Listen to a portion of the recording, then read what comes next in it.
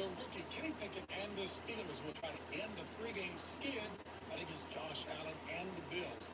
Final thoughts on this one? I'm with Tony Romo when he said earlier in the show that Kenny Pickett certainly energized the Pittsburgh Steelers, their offense, and he was more aggressive down the field than Mitch Trubisky was. Now, that was at home in front of the home fans who wanted him on the field. Today, it's a totally different set of circumstances. That's a good point. That is a good point, Bull. This is a tough place to play, as both Phil and I know. But one thing I do know is that this kid is not afraid to throw the ball down the field. This is one of those welcome to the NFL moments. I want to see this Pickett to Pickens connection. When rookies come in, they're working with the second group. The wide receivers who are drafted, they're working with the second or third quarterback. I guarantee that they have some type of chemistry that we will see unfold today. You might see the connection, not just today in this game, but the rest of the season. Well, they got to keep it up right. One of the best ways of doing that is handing the ball to this guy, Najee Harris. They got to get the running game going. The offensive line, which was a big question to start this season, has gotten better with each week. But running the football in a hostile environment against that pass rush will be a priority today. Yeah, look, when you talk about the Buffalo Bills, the first guy you got to talk about, of course, the whole team is built around Josh Allen. When he's under pressure, the game on the line, just like last week in the Baltimore Ravens, he delivers because he just can play so free. Over 300 yards passing a game. And what I love about him, he has a good offensive line around him. But Ken Dorsey, just like Brian Daboll, they never let him get out of rhythm. Boomer, they might run it twice and get 10 yards, but they're going to throw it again to keep their quarterback in rhythm and keep things going. Are you in rhythm with your picks? I don't know, Bill. I'm not as concerned over it as you are. I'm not thinking. Let me guess, Coach. You're in the lead with the picks. You can tell what's going on with this, right? Time now for our NFL Today Picks upset specials for Week 5 in this superstar. He's got the whole world in his hands. He's got the whole world in his hands. He's got the whole wide world in his hands. He's got the whole world in his hands. Bray Wyatt returned to the WWE last night at Extreme Rules. I was live in attendance. I will upload videos on Tuesday. However, today, thank you for tuning in and watching my NFL Week 5 Pittsburgh Steelers at Buffalo Bills live watch-along reactions, live right here on YouTube. As always, I'm your host, Encyclopedia Sports, CoolAndLuke96. Be sure to like, follow, and subscribe on social media. Links in the description below. Scroll down, check out Facebook, Twitter, Instagram. Hit that red subscribe button, notification bell next to it, live right here on YouTube. Thumbs up button. Share hashtag NFL, hashtag Steelers, hashtag Bills, hashtag PIT for Pittsburgh versus BUF for Buffalo, hashtag PIT versus BUF. Chat questions and comments, super chat, super stickers, super likes, and super thanks. Always greatly appreciated.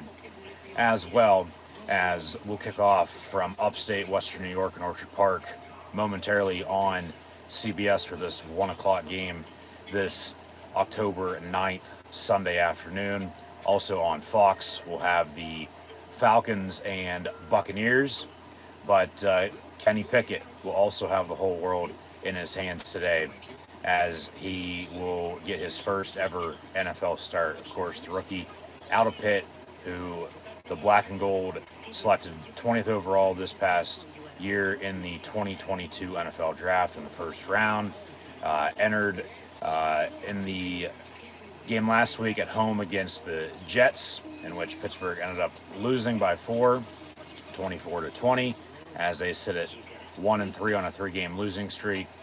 Their lone win, of course, week 1 in overtime at Cincinnati, as all 4 games have been decided by 10 points or less. Buffalo sitting at 3-1 after a 2-0 start. They lost to Miami before beating Baltimore last week.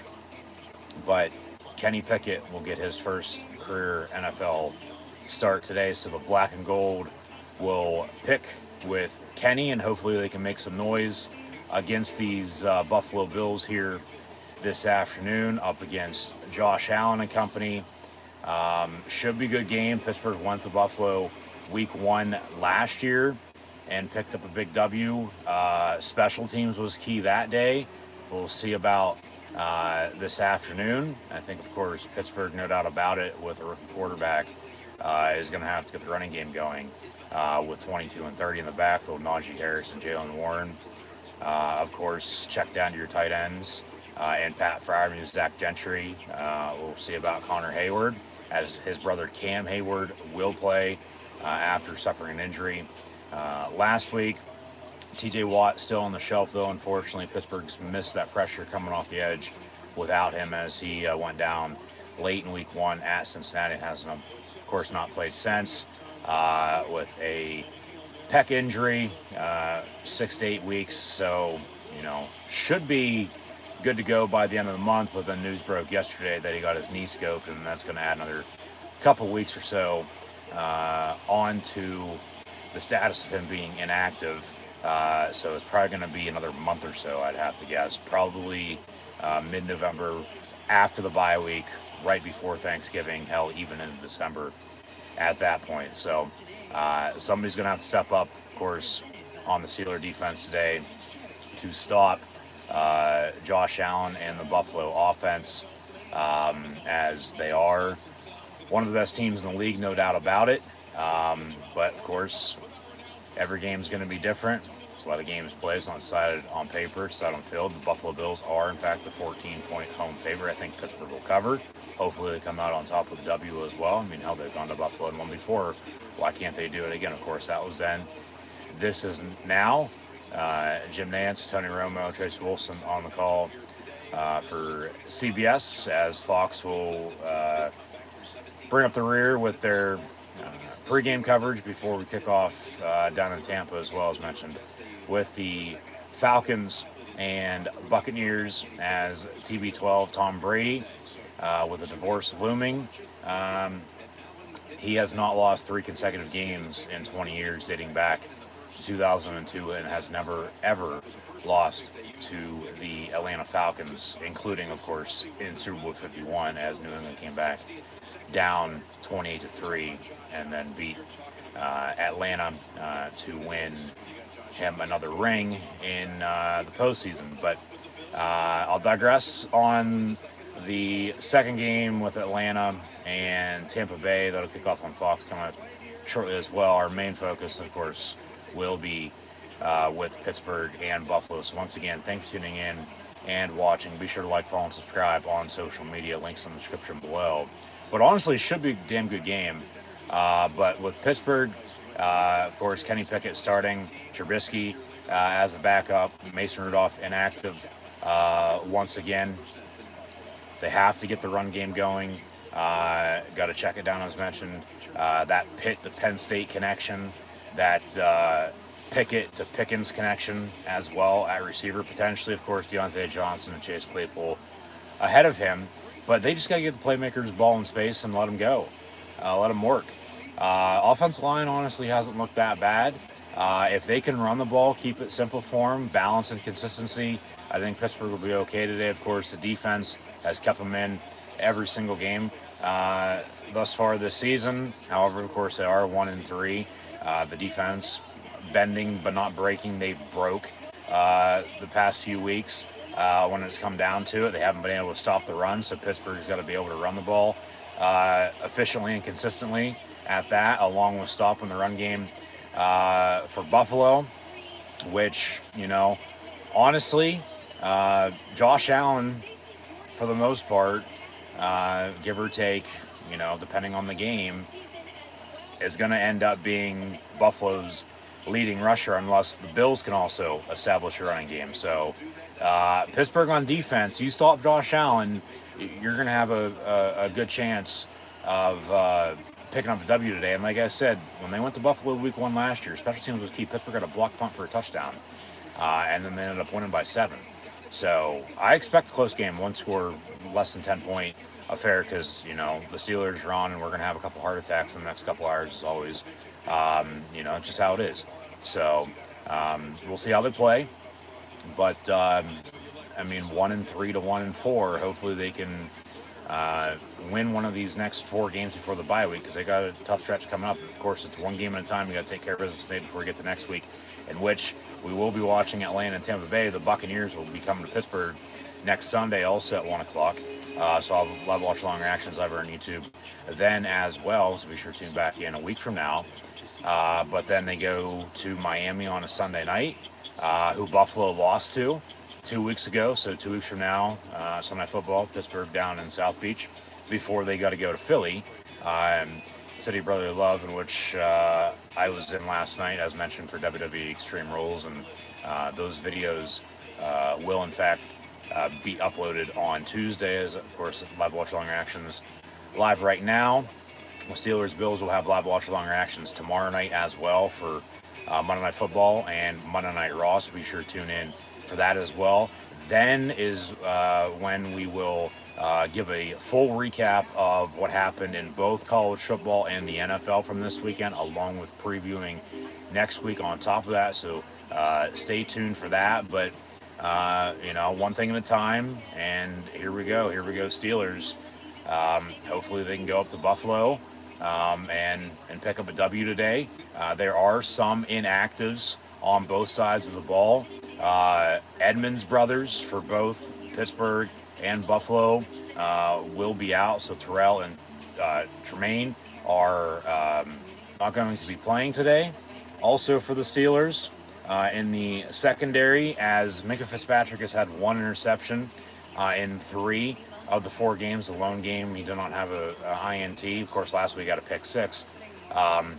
Along with week 1 at Cincinnati was the Cleveland game on a Thursday night in prime time, in which the final outcome was 12 points, but I'm not counting that, as it ended up being a bad beat for some people, with a touchdown as time expired on a fumble scoop and score, as they were only down 23-17. Final score was 29-17. So they won in overtime 23-20 week 1, lost by 3 because of a blown missed safety call against New England. And of course they kicked the field goal and then ended up winning by 3. But they couldn't also stop the run that day either against the Patriots. They have some trouble covering some receivers. Buffalo going to be without a few of those today as well, and Isaiah McKenzie and Jake Kumaro, as Poyer is going to also be out in the Bills secondary as well. So honestly, with all that being said, who the hell steps up for both of these teams and makes plays when the game's on the line? So we'll see what gives us always. I'm sure something will. Just once again, thanks for tuning in and watching. But okay, then 6-point ended up being a 12-point win for the Browns. And then last week they had the Jets, right where they wanted them at, and they let them off the hook. So we'll see if they can crown the Bills' ass today and see who they thought they were by any means or not. But here we go. Steelers Bills, 1 o'clock on CBS this week 5 Sunday afternoon. And coming up at halftime, as always, we'll have first half stats and scores. We'll take a look around what's going on in the NFL. But Pittsburgh is going to have to go up to Orchard Park, as they'll get the tables and hopefully put the Bills through them. And maybe get a RICO case on the Bills Mafia here today. But yeah, it should be a good game. I mean, Buffalo is a 14-point favorite, which, take that for what it's worth. But it's a Steeler game. Like, they're either going to get out to an early lead. Hopefully they start fast day on the road. Steeler Nation going to be in attendance, as they always travel to begin with. But, it's either they're going to get out to early lead and then hold on, or they'll be down and then they'll be trying to come back. Don't put pressure on yourself, though. Put the pressure on them. Don't put yourself in a hole when, if you don't have a running game, you can't stop the run, you can't stop Josh Allen in general. How the hell do you think you're going to be able to get out of that? Because you're not, okay? But special teams, rely on your kicker in Chris Boswell. He had 2 50-plus yard field goals last week, I might add, that kept him in the game before Kenny Pickett's 2 rushing touchdowns in the second half after they made a quarterback change coming out of halftime. And then they were up 20-10, and then they allowed the Jets to score 14 unanswered and won by 4. Pittsburgh losing by 4, 24-20.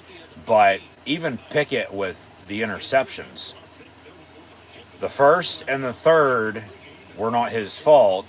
He was 10 of 13 with 3 picks, so none were incomplete, but they were all turnovers. Of course, giving the ball back to their team, no doubt about it. You don't want to have turnovers to begin with. but it hit Claypool and Freiermuth right in the hands when they should have been catches. All right. The second of the 3 interceptions, they shouldn't have been fucking throwing the football to begin with. They should have been running, as I mentioned then. If you don't believe me, we'll go check out that live stream from a week ago. So, Pittsburgh wins the toss, they say, the further option their choice of the second half. So they're on the kickoff. Bills back deep to receive. So it'll be 1st and 10 Buffalo, probably from the 25 here to begin the game. But you got Mike Tomlin and Sean McDermott from the 757 at William & Mary. That connection. Pickett, of course, from Jersey, committed to Matt Rule at Temple, decommitted, went to Pitt. First round pick this past year by Pittsburgh. And I said Cleveland game potentially comes down to it a week from Sunday, last week now against the Jets. You know, if they're playing like shit towards halftime or early third quarter, maybe make a quarterback change. They do. Trubisky gets benched. It's Pickett's team. It's Pickett's jobs now. So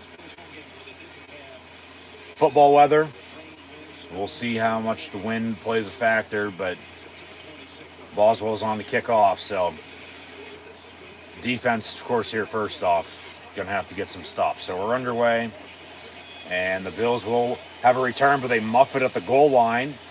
So Pittsburgh's gonna be there to hopefully bring them down at the 2, and they do. And that is Trey Norwood on the tackle. So Buffalo going to start out 1st and 10 from the 2-yard line. So not a good start for them, but an excellent start by the Pittsburgh return game. Talk about special teams right off the bat. And maybe hell, it comes down to the wire and we have a game-winning field goal. But they'll keep it simple. They're going to be without Dawson Knox at tight end, I might add, too. So 1st and 10, Buffalo from the 2-yard line. Out of the gun with back to his right, or left, excuse me, right to left for Buffalo across the television screen here down O'Dowd.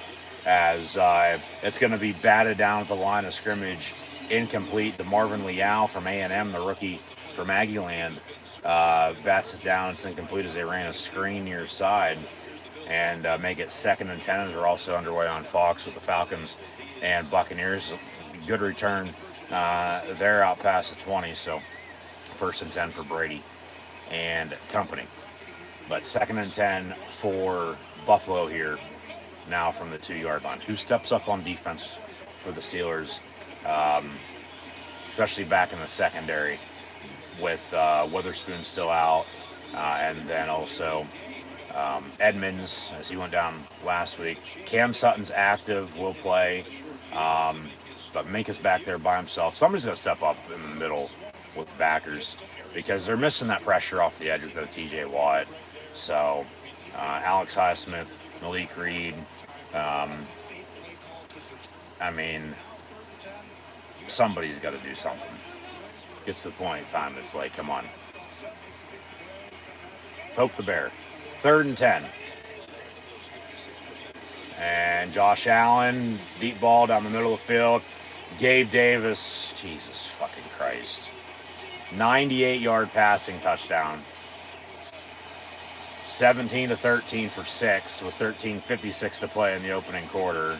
So they were that close to going 3 and out and punting. But then an explosive play as the formation looked a little weird. He had out of the gun 2 backs to his right. So I don't know how that's not an illegal formation, but yeah, just a simple deep post down the middle of the field, and they get beat. There's a missed tackle, and then he's off to the races. They don't catch him. And yeah, he walks into the end zone. So touchdown Buffalo. And a minute 4 in, a 98-yard passing touchdown from Josh Allen to Gabe Davis for a touchdown. So Buffalo up 7-0 on the visiting black and gold Pittsburgh Steelers there. So Pittsburgh is already in a hole. And yeah, Levi Wallace, the former Bill, along with, is that Marcus Allen, 27? Yeah. Along with 21, Trey Norwood. Just, no. Come on, man. What the fuck?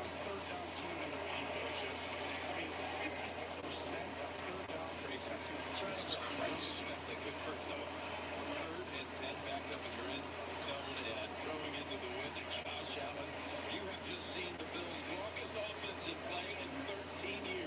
13 years for the Bills to surpass their previous longest play from scrimmage.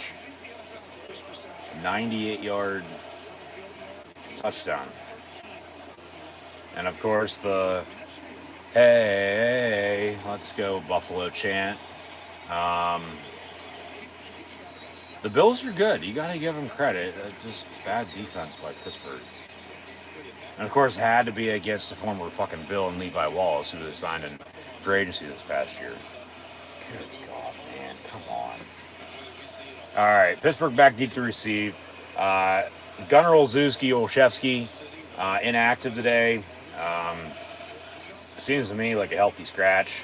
So we'll see who's going to be back deep receiving these kicks and punts today for Pittsburgh. He has, coughed it up a little too much recently, and so they Jesus fucking Christ. Talk about turnovers and muff returns. Is that James Pierre, 42, on a sky kick, and he muffs it in about the 20-yard line, and now Buffalo's going to set up shop 1st and 10 from the red zone? God damn.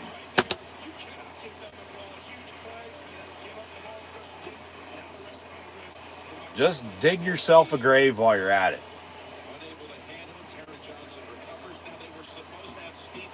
Good God. Yeah, but he's still inactive. He hasn't played at all fucking this year. So, officially from the 21-yard line, 1st and 10 for Buffalo. I can guarantee you he won't be back deep to receive any more kicks or punts. That pass going to be caught. Devin Singletary for about 3, maybe 4 yards. So 2nd down and 6 for the Bills. Just couldn't have asked for a worse start for Pittsburgh right now. You almost get off the field on 3rd down, and you give a 98-yard passing touchdown. On the kickoff, you muff the kick, and Buffalo recovers. So 4 yards later, 2nd and 6 from the 17.5-yard line. Just pathetic. Just shoot yourselves in the foot a little bit more. Maybe aim a little higher, and with that grave you're digging, maybe you can lay down and die. Do us all a fucking favor. 2nd and 6, handoff on a draw, and Singletary down to the 9, 1st and goal. So I got a flag on the play, maybe a hold. 10 yards replay the down. Got John Hussey with a P as our white capper today. Yeah, make it 2nd and 16 back at the 26.5, 27-yard line. And the former Nittany Lion, Ryan Bates, with the hold. So, yeah, that's a good call on Miles Jack. He needs to step up, along with Devin Bush and Spillane at linebacker, to name a few. I mean, Highsmith's coming off the edge on the other side where T.J. Watt normally is. You got Malik Reed, who hasn't done jack shit from Denver. Jameer Jones hasn't necessarily played that bad, but even up front, Cam Hayward, as they'll run a bubble screen, and Diggs going to be brought down, and we'll see officially where they spot it at. But he's going to lose a few, and it'll be 3rd and long, as Leal will run off as a sub. Him alongside Hayward, Alulu. We haven't seen, Loudermilk or Mark Robinson by any means this year. They've been inactive, but just overall defensively, even Wormley and Obi-Wan Kenobi, Larry Ogunjobi, someone needs to step the hell up. 3rd and 20 back with the 31 officially. Josh Allen pass near side, incomplete. So they're going to luck out, as that pass was intended for Gabe Davis again, but out of bounds. So 4th and 20 from the 31. So here comes Tyler Bass for a fishing trip. And this will officially be from about 49, 50 yards out. But, yeah, 49 yards officially. Talk about the weather. It's a cold 60 degrees, and it's a little windy, which is just perfect for me. And it's football weather 49-yard field goal attempt. So they luck out, not giving them their touchdown, but here's the field goal. Kick's blocked. All right, they get off the field. All right, let it go. You got to use this as momentum now. You're still in it. It's still early. It's only a few minutes, but even after a bad start like that, you got a spark now. As we'll see Kenny Pickett out on the field for the Steeler offense for the first time today when we return. So find a running game, rock the Naj and run 22, and then open up your play action. At least air it out a little bit more than you have recently. Pickett can tuck it and run if he needs to too. So just a frustrating start, no doubt about it. But, we're going to let cooler heads prevail for the time being and, go from there. Still one thing at a time, It's not like the sky is falling by any means just yet, but sometimes it does feel like that watching them play. But, yeah, frustrating start, no doubt about it. They almost get off the field, give 98-yard touchdown. On the kickoff then, they muff it, attempt a field goal, forced field goal attempt, I should say. Buffalo attempts field goal there, but it's a block. So, I don't know who got hand up, but it's blocked, no good. So it's still 7-0. And Pittsburgh 1st and 10 with some decent starting field position. The ball should be around the 30, 35-yard line, give or take. Maybe hell, even closer to the 40, probably around the 30, 35, 36 yard line. Yeah, somewhere in there. Because wherever the ball was held at, not where it was snapped at on that kick, is where it'll be. So, decent starting field position. You're only down 7. You're on the road. Okay, hostile environment. Recently, when they played the Bills, it's been, for the most part, split. It's felt like, lose, win. Buffalo was on a 2-game winning streak against Pittsburgh, but then Pittsburgh put it to them last year in week 1. And then they could have, if Pittsburgh would have beat, Kansas City, met in the playoffs again last year. But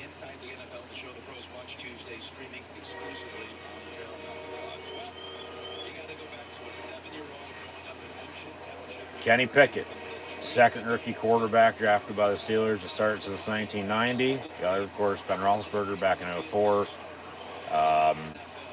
Who got his first start also on the road, I might add, after coming in for an injured Tommy Maddox at Baltimore. They went to Miami on a Monday night in a hurricane and beat the Dolphins. So Kenny Pickett, 1st and 10, officially from the 39, rolls out and hits Derek Watt for a yard. So 2nd and 9, getting the fullback involved. Go old school with the formation and the play action. It starts up front. You got to be able to block the run. You got to be able to block to protect them. He's a pocket passer more than anything, but he also can tuck it and run if need be. Hell, he had 2 rushing touchdowns last week and became the first ever NFL player in his first ever start to have 2 rushing touchdowns as the quarterback. So out of the eye, 2nd and 9 from the 40. And they'll toss to Najee, blocked by Dan Moore and Derek Watt. Goes nowhere, so Najee going to lose about 3 yards, so it'll be 3rd and 12. So, going the wrong way, but just, if this offense can't click early, like they haven't been able to, as long as defense keep them in it and they get rolling. So, we'll see what it gives here, but let's see if the Steelers, like I said, can make some noise. As we're going to pick with Kenny. 3rd and 9, or 3rd and 11 back in the 38. Was 2nd and 9, but they lost a couple. That pass near side, caught at midfield. George Pickens, 1st and 10, Pittsburgh. So the Pickett to Pickens connection. Both rookies from Pitt and Georgia, respectively. As we'll all look at the TV. Did he catch that? Yeah. So,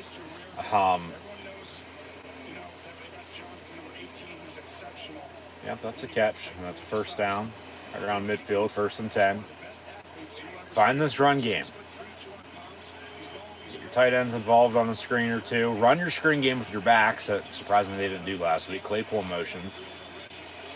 And they'll fake it on a draw. Complete to 11. And he'll get 9-10 yards on a Pittsburgh Steeler 1st down. And some people, myself included, are going to say right now, where the hell has this been at, for the most part all season, regardless of who's playing quarterback? Because I also said, too, regardless of who's playing quarterback, if you don't want to go to Pickett, you don't have a running game, it ain't going to fucking matter. So they still got to find a running game today. And, of course, moving forward. Drafted Najee in the 1st round last year. Drafted Pickett in the 1st round this year. They're young. They have more experience than you think in this type of system. 1st and 10, Najee up the middle, and 6, maybe 7 yards. 2nd down and medium here. Under 10 to play in the opening quarter. Pittsburgh trails by 7-zip. Buffalo could be a hell of a lot worse at 14, 10-0 right now, but just make some plays. Keep yourself in it. Don't get too far back. Always be 2 steps behind. And speaking of 2, the Jets are up 2-0 at home against the Dolphins. So, obviously, the Dolphins' offense without Tua, even though if they can find a running game with Teddy Bridgewater, something went wrong, maybe on special teams, and then the Jets get a safety out of it. So, Pickett's pass on a rollout near side, batted down, incomplete. So, make it 3rd and 4 after the incompletion. 8:35 to play in this opening quarter now. But, They fake it to 82. I guess Sims is active today. Which, why the hell wasn't he on that kickoff return then? Because then you might not have that muffed punt or muffed kickoff return. Yeah, he's going the wrong way. He should have went back with it on the screen, and then Najee's got a convoy, but incomplete near side, 3rd and 4. Jalen Warren in the ball game with tailback. And Pickett. And it'll be caught. 1st down to Zach Gentry. 24-yard line, 1st and 10, Pittsburgh. So, all day to throw. And poise.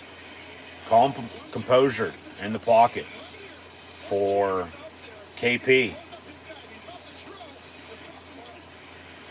Yeah, he dumps it off to Zach Gentry.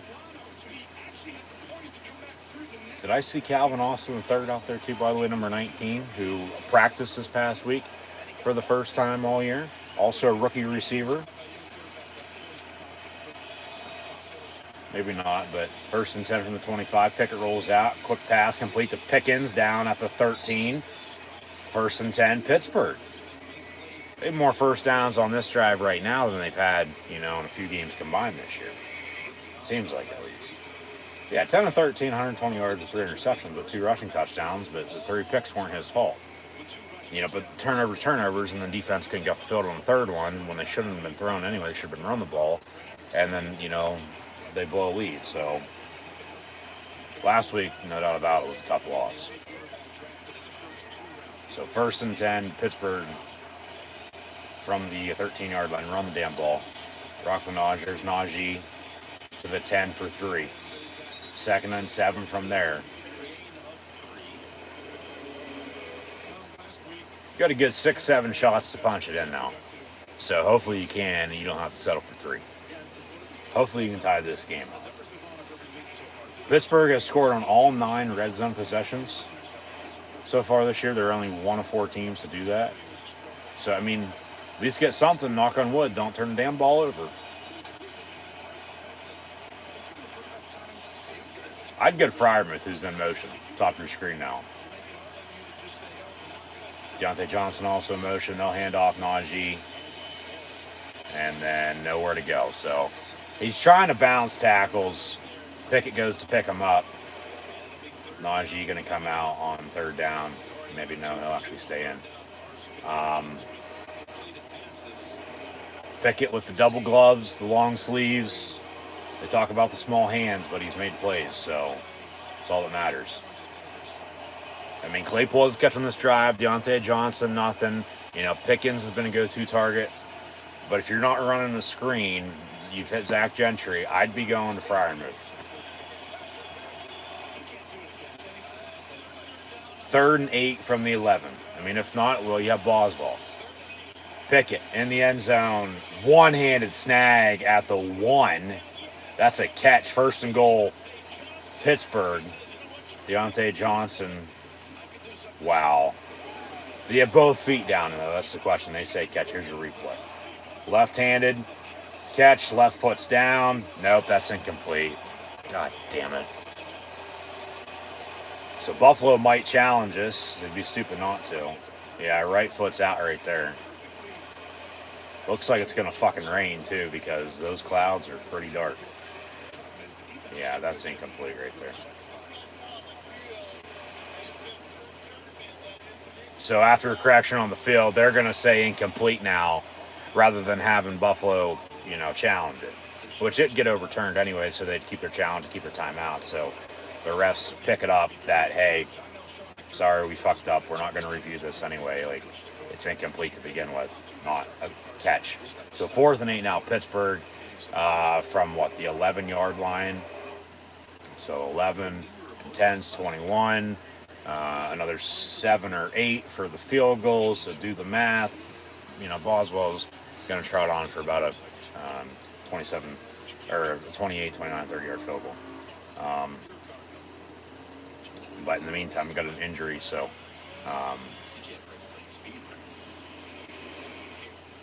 TV timeout. We'll get back to the action momentarily. In the meantime, Brady and the Bucks go for it on 4th down, and it looks like they'll get it.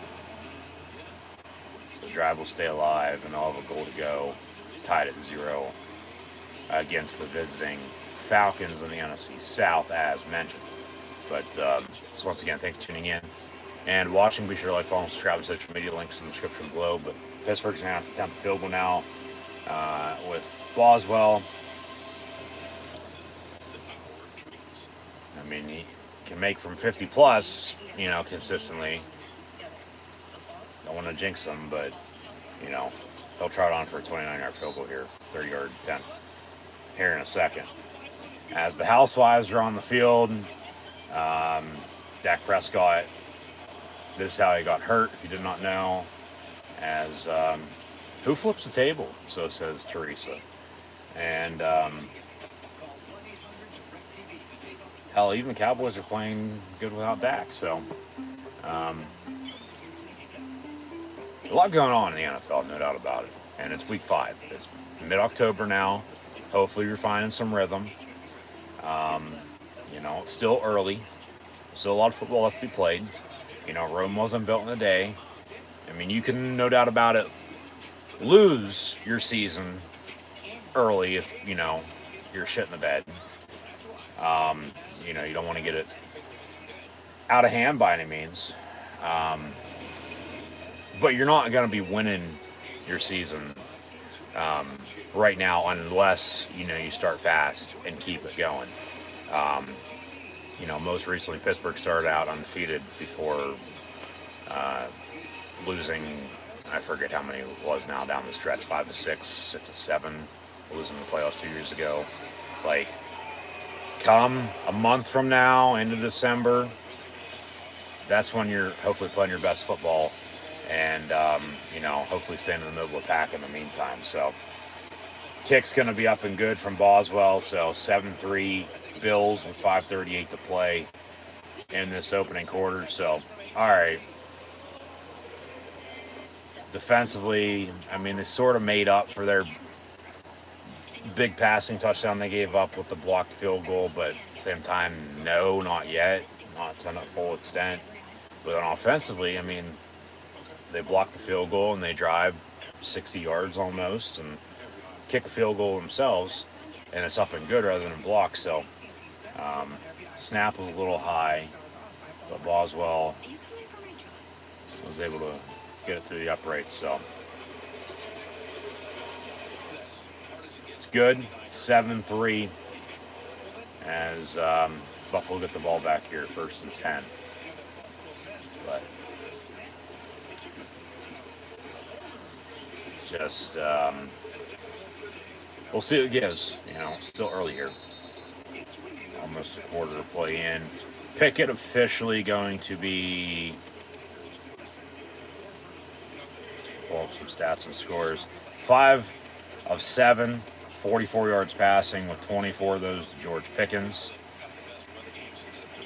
And then Josh Allen's 3 of 5, of course, 98-yard passing touchdown to Gabe Davis. So both teams still trying to establish a running game, but Pittsburgh on to kick off. And they'll have another return from right around the 1-yard line. No muffed return. They return it out to the 35, though. 1st and 10, Buffalo from there, so a good return. Special teams playing a factor, you know. But then Buffalo made up for it, the passing touchdown. You know, Pittsburgh messed up. Well, they blocked the field goal. They get a field goal themselves. So 7-3 is where we stand. So a lot has happened, but it seems like we're going to start to settle down and settle into this game now, myself included, with these two teams. So we'll see what the hell happens here. But 1st and 10, Buffalo from the 35-yard line. And Allen going to hand off. And Millette along with Hayward on the tackle. And no gain on the play. Got an update. What do we got? Who scored? The Browns at home against the Chargers, already up 7-0. They're up 14-0 with 4:01 to play in the opening quarter. The Chargers are one of the most inconsistent teams. They're up and down like a damn roller coaster. Like, good start, lose, get back on track. You know, they're sucking it up again. I mean, basically a 10 a.m. kick for them, though, on the East Coast. Down the middle, complete to number 10 from Boise State, Khalil Shakir. And big first down for the Bills offense. Just right down the seam. Devin Bush, come on, man. So 1st and 10 from the 34 for the Bills as the sun comes out. Trips near side, Allen going to step up, Boyd a sack, and then slide down inside the 20 at the 16. So 20-yard rusher, or 20-yard rush for, the Bill. Like I said earlier, the Bills 9 times out of 10 leading rusher at the end of the game, and gets another first down. So, man, Devin Bush, come on, man, what the fuck? Talk about not being the same, or back to inconsistency. This time 2 years ago, he blew his knee out, and just hasn't been the same since. 1st and 10, Buffalo, and as they look to extend their lead from the 18. And Allen going to fake the give, and all day to throw, and then incomplete, then for Stephon Diggs. So 2nd and 10. Yeah, no doubt about it.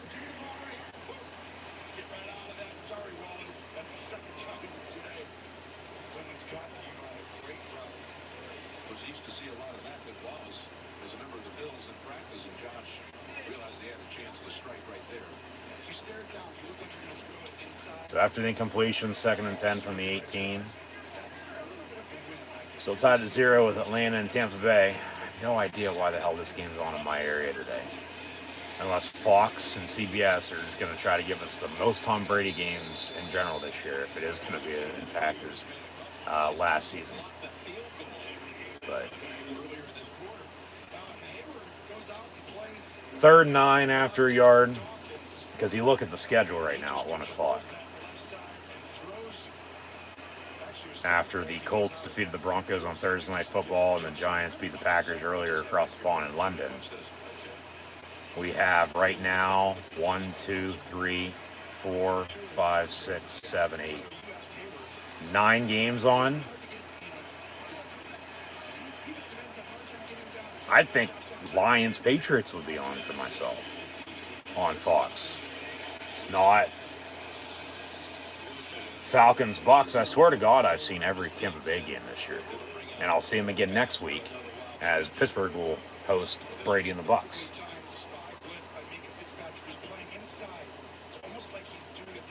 Incomplete. 4th and 9. Another field goal attempt by Buffalo. Last one, of course, was blocked.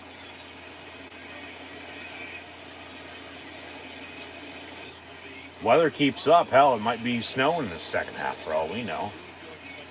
35-yard field goal.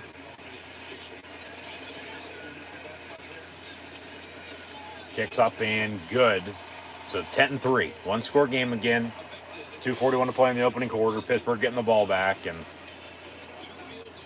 it is 10-3 Bills. As they're 3-1. Pittsburgh's 1-3, as mentioned. Pittsburgh's lone win was against Cincinnati. They're on a 3-game skid against New England, along with the Browns and Jets last week.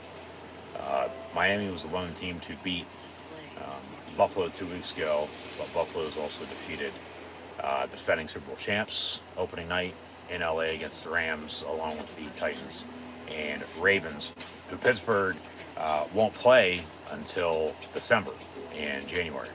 But commercial break, we'll get back to the action here momentarily. Just as always, once again, thank you for tuning in and watching.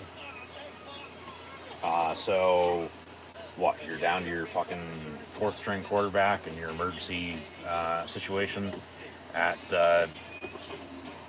tight end probably, or just trying to think of a receiver. Run the Wildcat with Tyreek Hill while you're at it. But yeah, 2 games down in week 5. 10-3 here with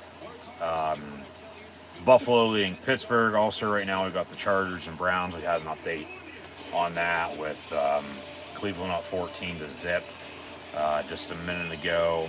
And that is still your score there. Minnesota's up 7-3 at home against Chicago. 3-0 New England leading Detroit as they wear their throwbacks. Bailey Zappi getting the start for an injured Mac Jones and Brian Hoyer. Talk about concussions. The NFL is in a tough spot right now with those type of injuries from the neck up with what has happened. And a lot of close games so far this year that we've talked about the past few weeks. But Seattle 10-3 at New Orleans. Still 2-0 as we mentioned with the safety. Jets up on the Dolphins. And then 0-0 here with Atlanta and Tampa. Titans 7-0 at Washington, and then 0-0 Houston and Jacksonville. Still to come. Well, we'll get into all those, and we'll update some more stats and scores later on, as always, coming at halftime. As mentioned earlier, though, we'll give a full college football and NFL recap tomorrow night, and then also, of course, preview next weekend as well, and then keep an eye out for WWE Extreme Rules videos to be published on Tuesday. And once again, thanks for tuning in and watching. Be sure to subscribe. So, be 1st and 10 Pittsburgh here after the kickoff, as the Steelers now trailed by 7 again, 10-3. So, like I said last year, special teams game. Sort of, similar start here today. What defense is going to bend doesn't break, and who steps up with everybody that's out. But Pittsburgh got a fun running game. Run the damn ball. Claypool going to be in motion again. They went to him on this play last drive. They'll toss near side, though, right now to Najee Harris. So 11-11's 22, and he gets about 3, maybe 4 if he's lucky. 2nd and 7 officially. So,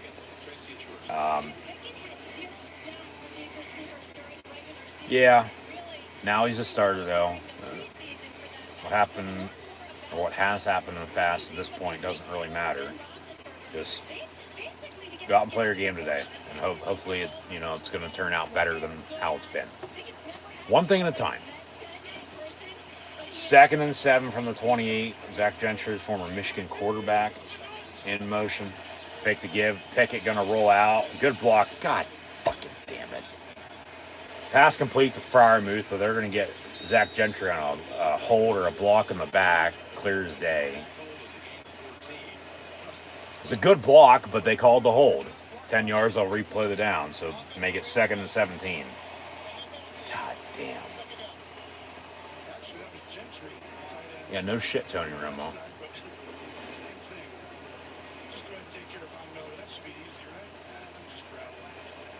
He barely grabbed them to begin with, but they threw the flag, so it is what it is.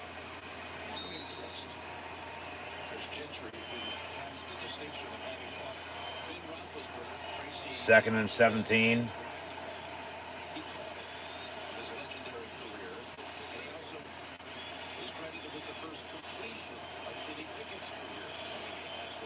Pickett going to roll out and complete to Deontay Johnson, and he'll be brought down to 29. So they get 12. They get third and manageable. And that's what you want. You got third and medium now, third and 5. Just work the sticks. Keep it simple. You got to be balanced. Hopefully you're consistent. I wouldn't mind taking a deep shot right now.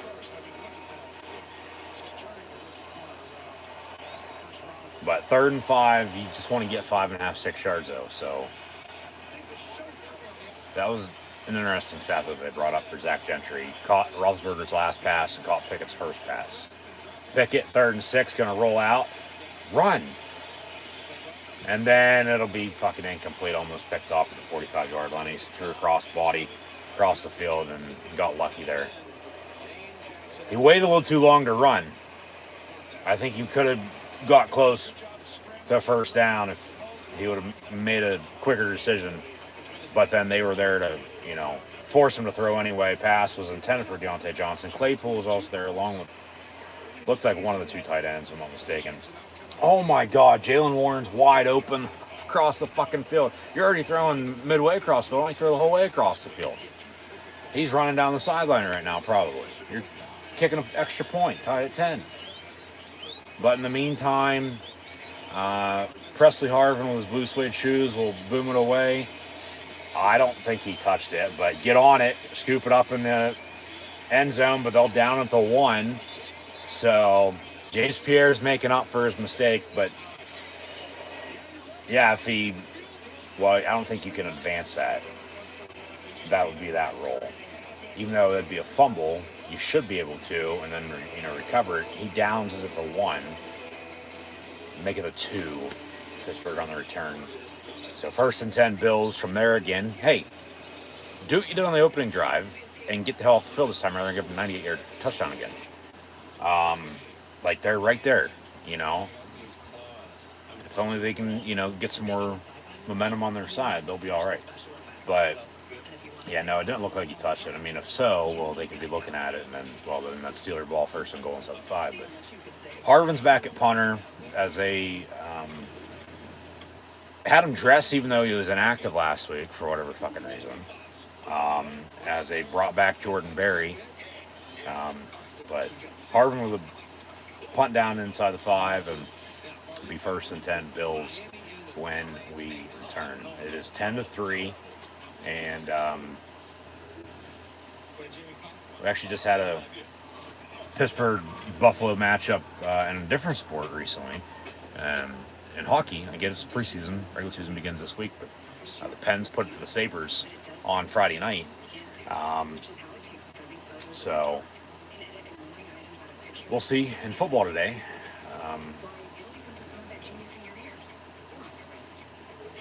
Hopefully Buffalo, of course, doesn't return the favor, but, Pittsburgh can continue to put it to them. But, they're not playing bad. They just had a, frustrating start. And until they, can get out of their sinkhole that they put themselves in.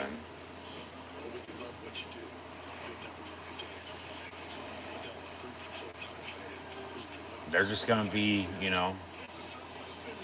not necessarily stuck, just going through the motions. But at least this offense is, moving the ball. So,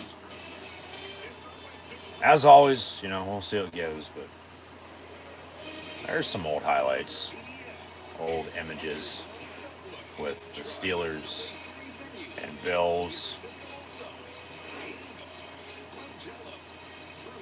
About a 3-hour drive.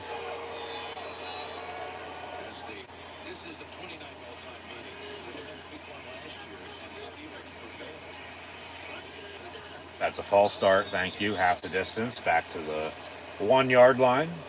First and 11.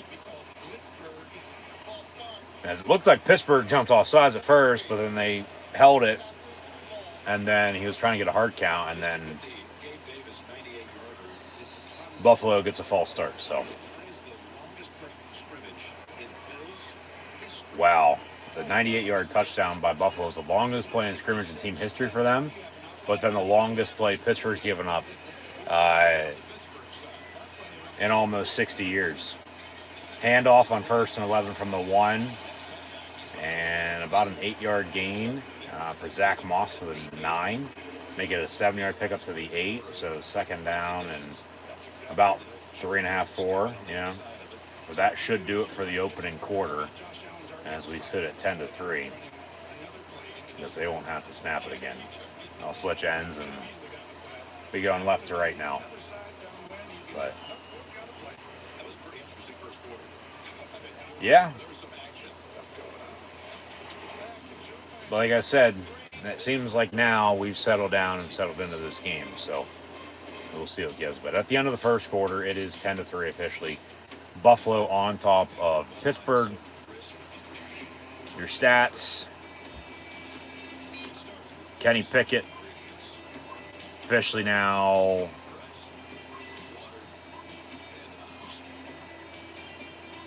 has Najee Harris. They don't have a running game. If only they had a more balanced and consistent running game. Offensively, they'd be clicking 10 times more and better than what they are. 5 for 9 for Najee on the ground. Kenny Pickett's officially 6 of 9 for 55 yards passing. 24 of those still to Pickens, 11 to both Johnson and Claypool. Zach Gentry has a catch for 8 yards. Of course, Derek Watt on the opening play of the game for them for a yard, as Andy Reid will draw mustaches on people's faces on the airplane. Josh Allen, 4 of 8, a $129. Of course, 98 of those on the touchdown to Gabe Davis is a passing touchdown. He also leads the team in rushing, 2 for 17 on the ground. Zach Moss, that carry for 7 yards to end the quarter. And then, of course, Gabe Davis has the catch for 98 yards and the touchdown, but Khalil Shakir has a catch for officially 31 yards. Singletary 1 for 4 out of the backfield as well. But muffed return, then a touchdown. Muffed return after the touchdown, blocked field goal. Steelers field goal, Bills field goal, end of the first, it's 10-3. Bills ball from about the 8-yard line. So 15 minutes to halftime, another 45 to play. Of course, we'll stick to the action until we hit a final score, and then give a recap. Coming up halftime, though, first half stats and scores. Take a look around what's going on in the NFL. Still tied 0-0 with Atlanta and Tampa Bay. So, some teams are playing, good right now. Some teams are still trying to find themselves this first month. There's some teams right in the middle of the pack, and that's where you sort of need to be. But because you don't want to, get out to real fast start and then stumble down the stretch, or be too far back and then play catch up. You're gonna be right there in the middle. But 2nd and 4 here to begin the quarter. From the 8, and Allen play action, gonna go deep once again. Stephon Diggs incomplete, and Levi Wallace makes up for the 98-yarder. Almost gave up another deep ball and bats it down, incomplete. So 3rd down and 4, as they'll do the first and third quarter post 15-minute play of head coach interview rather than at halftime. So 3rd and 4. Get off the field. That's all I ask. And Josh Allen wide open. Jesus Christ. Big first down pickup for Buffalo. So 1st and 10 Bills again. God damn. Because get off the field there, you punt, get the ball back, good starting field position, maybe tie this game up early second quarter. But no, Levi Wallace, talk about inconsistency, man. The former Bill, probably getting paid under the table. 1st and 10 is batted down, but up, back into the secondary. That could have been good for both teams, but then also bad for the Steeler defense if Buffalo would have caught it, but it falls incomplete. So 2nd and 10.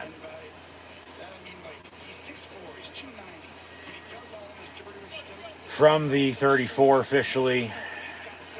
Trips in a bunch top of your screen. They'll run the damn ball here. Yeah, they shuffle it. And that is, of course, James Cook, Dalvin's younger brother. And he's going to lose about a yard or so. So 3rd down, minute into the second quarter play. 10-3 your score. Bills on top. Come on, Pittsburgh.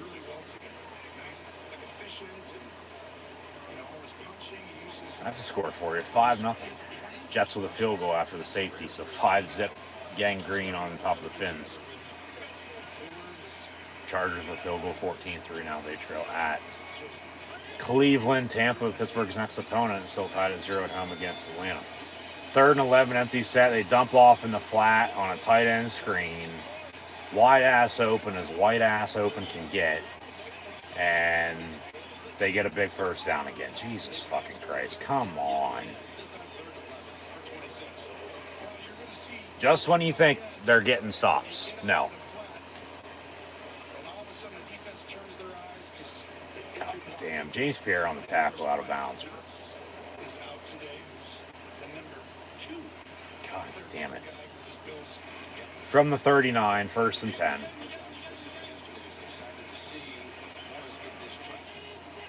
And out of the gun, they'll run a draw. And Cook gets about a yard or so. They give him 2 officially, make it 2nd and 8.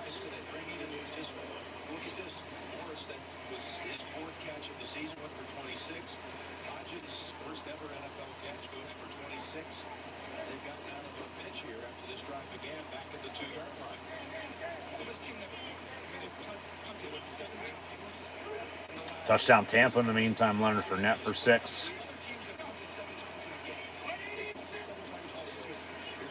And complete to Diggs. Minka on the coverage. As they'll chase him down out of bounds, but damage is already done for a 1st down. So what do we got? Another update? Jets 5-0. And Zach Wilson with a long passing touchdown. And now it's 12-0. 14-3 Minnesota on top of Chicago, by the way, too. So the Jets might be, I don't know, with Zach Wilson getting something going. Picked off in the end zone. Levi Wallace, the former Bill. All right. He's the one either making plays or not making plays for the Steelers in the secondary today. Josh Allen aired it out. Looks like it was going to be another fucking touchdown, but no. 29. Excuse me. Levi Wallace with the INT touchback. It'll be 1st and 10 now. Pittsburgh from the 20-yard line, down 7, 10-3 here as we near halftime. They still got all 3 timeouts, got the 2-minute warning to come in as well. I mean, you drove almost 60 yards and kicked a field goal. Why can't you, do it from about 80 yards with another field goal if you got to cut the lead again, be down 10-6 at halftime like we were last week, or hell, score, tie this game up, and then take this game deep into the second half and, see what defense bends doesn't break. And hopefully by that point you can find a running game, which that might hurt both of these teams today if they can't find a running game. But more so than all the Steelers, because at least, Pickett really hasn't had, he has had the chance to run. He just hasn't. All right, I'll say it that way. But Josh Allen, okay, as I've always said with him, as I thought he was going to go number 1 in 2018 to Cleveland, but he did not. They took Baker. Now they have Deshaun Watson, Mayfield's in Carolina. He tries to do too much sometimes. Okay, he tries to force, sort of like that. So, got to capitalize off the turnover. All right, turnovers could be key today. I mean, how we've seen how many muff returns. That's the first true turnover, but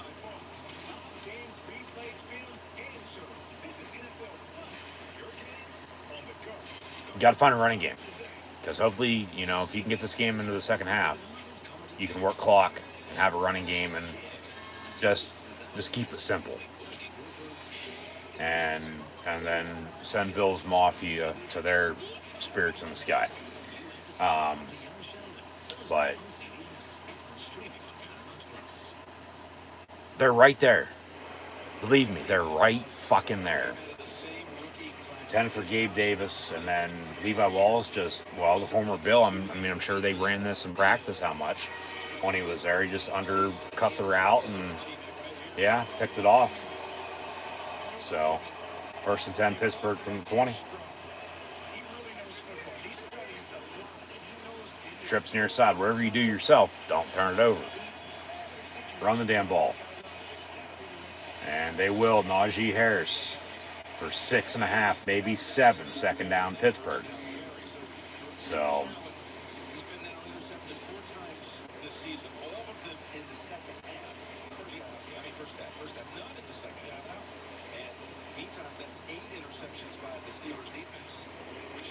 yeah. Yeah, they honestly could be 4-0. They could still be 1-3. They could be anywhere in between. At least Romo has some common sense in saying what he just said with that, no doubt about it. And off again, 2nd and 4. Fucking bounce that like you would any other time, rather than cut in. When he cuts in, it's not there. When he normally should be cutting in, when he bounces out. If that makes sense. 3rd and 4 after no gain on the play. As they're going to go hurry up for whatever fucking reason. Empty set. And Pickett, quick pass, complete to Najee in about a yard or so, but they're off the punt. So Buffalo's defense gets off the field. God damn. Yeah, if he would have fucking bounced that on 2nd and 4, he might have got the 1st down.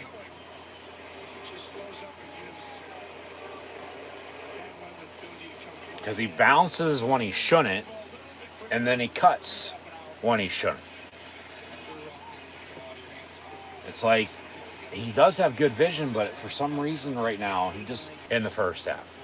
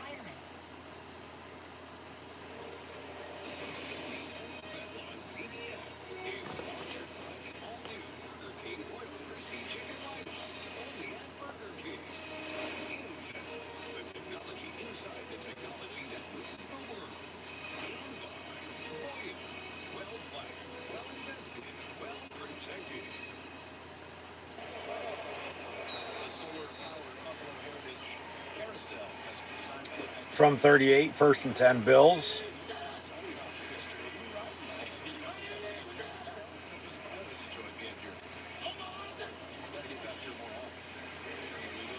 Josh Allen going to go deep again down the middle of the field. Gabe Davis. God fucking damn it.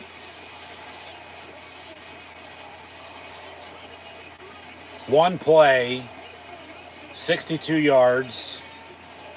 Minka Fitzpatrick on the coverage, and they both had it, but he came down with it in the end zone, and touchdown Bills. 16-3. Said it earlier, you know, had trouble stopping the run, let alone covering. And the explosive play right now, the deep ball, is what's killing them on defense. Even with the interception on the last drive, they go 3-0. They can't capitalize off the turnover. And now the extra point's up and good, so 17-3 Bills with 9:29 to play in the half. So Pittsburgh's going to get it back. 3 timeouts and a 2-minute warning, but now you're down your biggest deficit, the spread of today's game at 14. So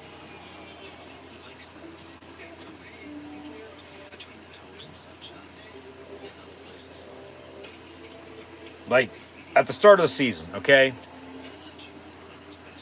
Offensively, if they can keep it simple, you know, just give themselves a chance to be in it, they'll be okay. If the defense, big if, is making plays, okay? TJ Watt goes down, but even with him week 1, let alone without him now the past 3, now 4 games today, they make the quarterback change.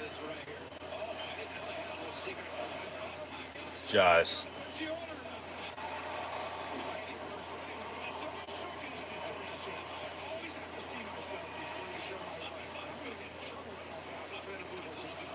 they can't make stops on defense. Just now when the offense started to click. So there's no in between, is what I'm saying. All right. It's either they're doing this or they're not. But then when they are doing whatever it is on the other side of the ball, they're going to do the total opposite, if that makes any sense. So just very frustrating. Very frustrating.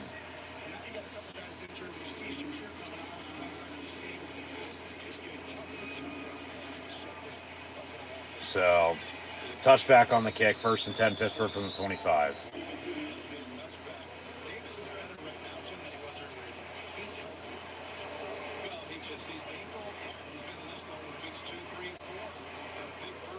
Will somebody cover his ass next time? Can't stop the run. They've given up, you know, a lot of yards to a lot of different running backs so far this year. But in the 4 games at this point, receiving-wise, like last week in the second half, it was Corey Davis. Cleveland, they couldn't stop Amari Cooper. New England had a duo, okay, at receiver that they couldn't stop. They almost gave up 200-yard receivers. And then, you know, Cincinnati, Jamar Chase got hot late. It's like, can you learn how to stop the run and learn how to cover along with tackle on defense? You should have, of course, learned that in Pee Wee football. 2nd and 9.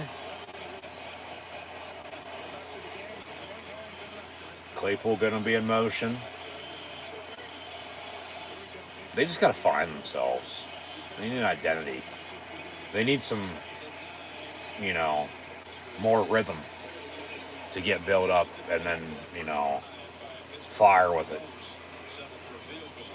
Hopefully connect, capitalize, whatever word you want to put, you know, to it. Even with Pickett, you know, last week in the second half, looking like a totally different team, at least playing like it. You know, and then the defense gives up big plays. Defense giving up big plays again today.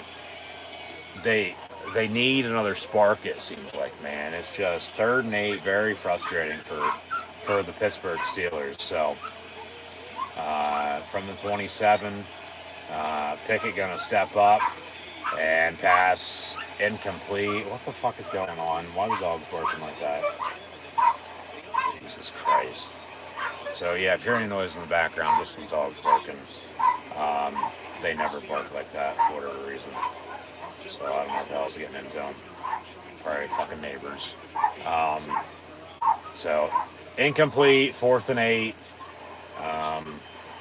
And of course, it's never like this any other fucking time. It always has to be fucking during a stream or Penn State or Steelers game on my dad. So Harvin on to punt. Not that good of a punt. And we'll be down around midfield. And, yeah. 1st and 10 Bills, officially at the 47. So, what the fuck does... Come on, man. Come on. Offensively, man, just what the hell is going on?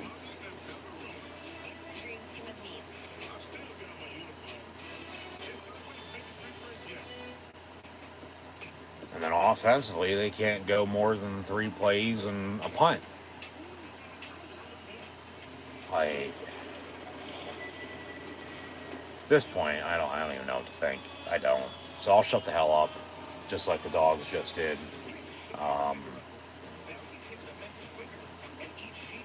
Must be something in the air. It is a full moon tonight. So I couldn't tell you.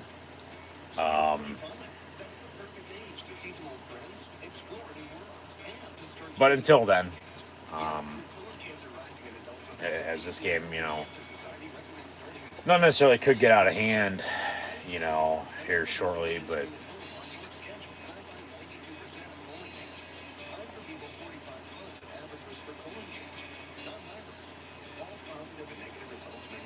just until they, figure something out, they're just going to be stuck. So, what's up, big dog? What's up, babe? What are you doing? But yeah, so leave it at that for what it's worth. It ain't much, but at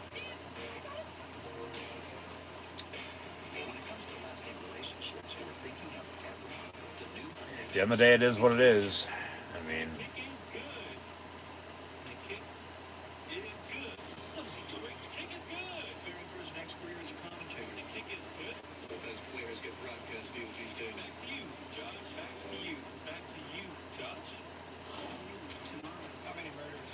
we'll leave it at that.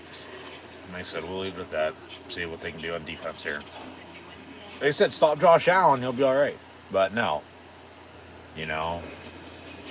As they show off some highlights, Josh Allen and Gabe Davis in the playoffs last year against the Chiefs, he had like 4 receiving touchdowns. Hell, he has half of that already today. And then in overtime, the Chiefs won. And that game is next week, a rematch. So I'll have live watch-along reactions of that as well after Steelers-Bucks. As that'll be back-to-back at 1 and 4 o'clock. We'll do a doubleheader next Sunday. So, 17-3 from the 47, 1st and 10 Buffalo. And Josh Allen hands off Devin Singletary, and he's going to be off to the races and pushed out of bounds inside Steeler territory down at the 30-yard line. So, talk about a 23-yard run for a first down. Well, there you go. Simple draw and a good block, and he hit the hole and went, and first down Buffalo. What can you do? They can't fucking stop him. There's a flag on the play at least. Maybe it is against Buffalo. But, no, like I said, the Bills are a damn good team. Like, no doubt about it, coming in today against a good opponent. Should be a tough game. Got a personal foul on the Steelers' defense, so 15 yards. Tacked on the other run, automatic first down. So, be 1st and 10, Buffalo at the 15-yard line now. So, inside the red zone, that was on Miles Jack. And, good God. Yeah, all right. whatever. I'll take it. Can't blame them. They're letting them play today. You know, we've seen very few penalties. Things penalty called. If it's not, don't. But yeah, 1st and 10 Bills now from the 15. Fake the give. Allen in the end zone. Caught touchdown Bills. Stephon Diggs as the Bills are now starting to put it on the Steelers. With 7:20 to play in the half, it is 23-3. You know, 1-2 plays just can absolutely change the trajectory of what's going to happen today. As he'll kick the ball into the stands. You know, that's the extra points up and good now.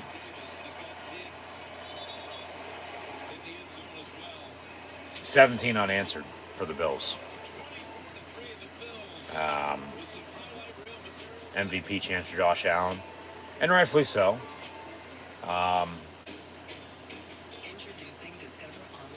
That's 3 passing touchdowns for him now. He's responsible for all the touchdowns.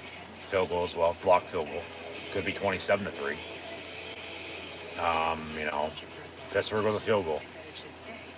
Other than that, everybody don't move the ball. Even Kenny Pickett, they don't have a running game. And I said this.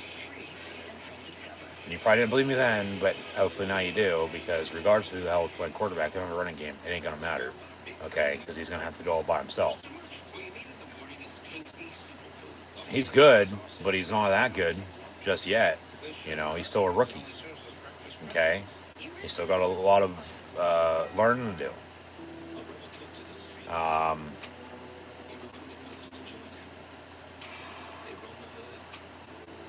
24-3 is your score. You know, tough game against a good opponent, but as I've said recently, it ain't going to get any better for Pittsburgh. They got a tough 4-game stretch starting today. Buffalo, Tampa Bay, Miami, and Philly. With the Tampa Bay game, the lone home game. They got to go to Buffalo as they are in upstate Western New York, Orchard Park right now, down 24-3, 7:20 play in the first half. Still got 3 timeouts, 2-minute warning. I mean, still, you know, potentially manageable to get back in this game, but like I said a little bit ago, like, could be on the verge of this game getting out of hand. They score again. Well, now sort of here we are. So, you know, with that being said, you know, then Tampa rolls in next week. You go to Miami in primetime and then go to Philly. Of course, I'll have live watch-along reactions of all the games. Be sure to tune back in. I mean, right now, all 4, no doubt about it, are winnable games if you can put it all together. But the 2 in the middle of the 4 against 2 of the 3 Florida teams, with Miami at the top, followed by Tampa, and then, you know, a tie for last there with Buffalo and Philly, you know, winnable games for the Steelers in that regard. Like, they should still, you know, be okay, you know, with the way Tampa's played, with all their injuries. Miami's got a quarterback issue. Just frustrating. As all hell. Just very frustrating. So, touchback on the kick, and it'll be 1st and 10 Pittsburgh from the 25-yard line. But you got to give it to the Bills, no doubt about it, because they're putting it to Pittsburgh right now. They're beating them flat out. Pittsburgh's getting their ass kicked because they can't stop them on defense, and they can't let alone do jack shit on offense. So, leave it at that. Like I said, take it for what it's worth, even though it's not much. But, yeah, 1st and 10 Steelers now for the 25-yard line. Come on, Kenny. Pass complete. George Pickens. And 9.5, almost 10. See where they spotted that. Should be enough for first down. Move the sticks, 1st and 10 Pittsburgh. Yeah, it's another good of a start. You know, Sloan City wins the race. They're right there, but then downhill since. Like, they've hit a few trees on that downhill spiral, and I mean, just today, if it keeps up like this, just hopefully they can get out unscathed and everybody stays healthy. 1st and 10 from 35. Pickett dumps off to Zach Gentry, who gets 11 yards and a Steeler first down. All right, this is how the field goal drive went. You know, they were able to move the ball 8, 9, 10, 11 yards a play. First down, first down, first down. If only you had a running game to go with it. Run the damn ball.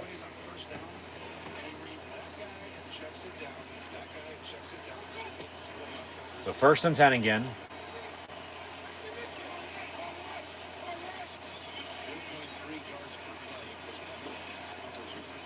From the 46, dump off on a screen, and Najee batted it up to himself on the deflection, but then sort of had to get rid of it, so it wouldn't be picked off, so it falls incomplete, and may get 2nd and 10 with 6:01 to play in the half.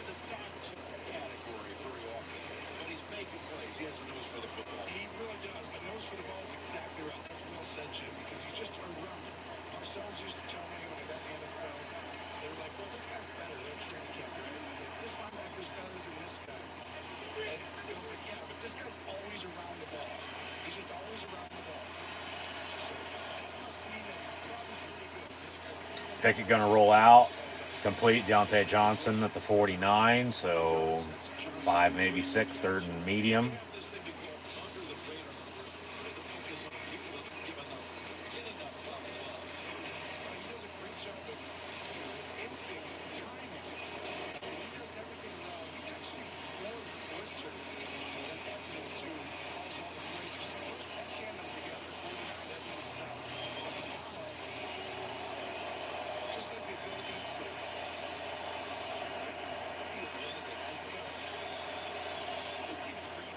Make it 3rd and 5 officially from the 49. Pickett out of the gun.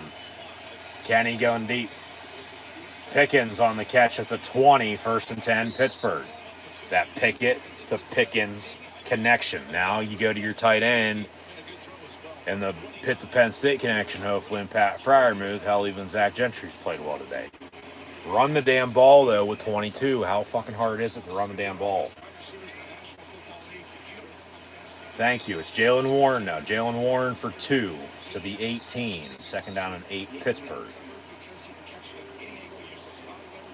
Just keep yourself in this game. That's all I ask at this point, all right? Don't do anything stupid. And don't let it get even worse than what it is.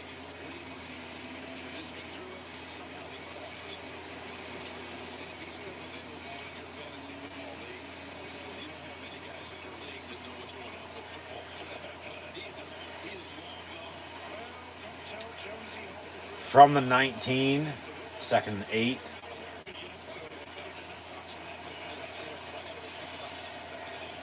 Pickett fakes a give, going to the end zone, and it'll be caught by Deontay Johnson. Well, they're going to say he was out of bounds, incomplete, even before he caught it. Let's see a replay. And yeah, he's out. Okay, he had his right down, but his left was out again. So incomplete. So 3rd and 8 from the 19. Freiermuth, I'm telling you, go to Pat. He's one of the most reliable tight ends in the game. And if he ain't open, somebody's going to be open. Give him the damn ball. Pickett. Pat Freiermuth on the catch at the 15-yard line. It'll be 4th down. All right, they'll kick it. Be 4th and 5. 4th and 1, maybe you go for it. But 4th and 5 from the 15, yeah, you got to kick it. So this should be about a 32, 33-yard field goal from Boswell. He's already made from 1 today, so 24-3. You know.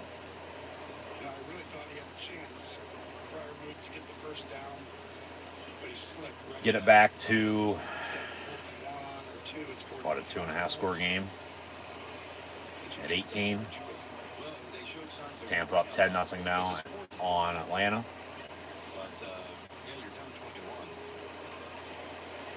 just situations where it's like. So injury again for the Bills defense. 24-3. Pittsburgh going to kick the field goal here, though. So hopefully we can get it 24-6. You know, 24-13, 24-20. You're going to have to make a ton of stops, though, on defense. You're going to get back in this game. And it starts right now, because you haven't done so just yet today, for the most part. So here comes Boswell.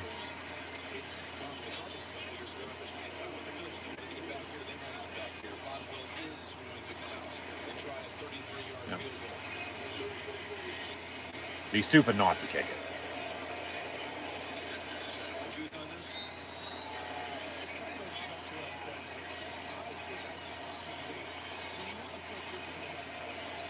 Yeah, you get some points. You're on the road, you're down, you got to kick it.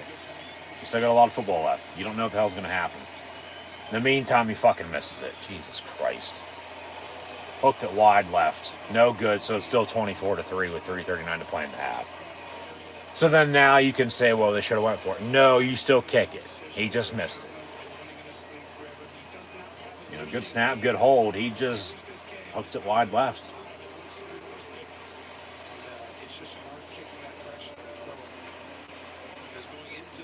Good God. So still 24-3. Yeah, Tomlin's like, really?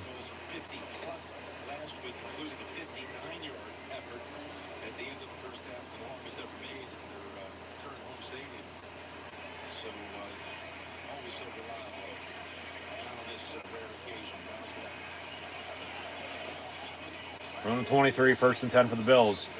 Bubble screen complete to Diggs. And then Diggs will hit a stiff arm and shove down Levi Wallace, the former Bill, who's had his name said a lot today, good or bad.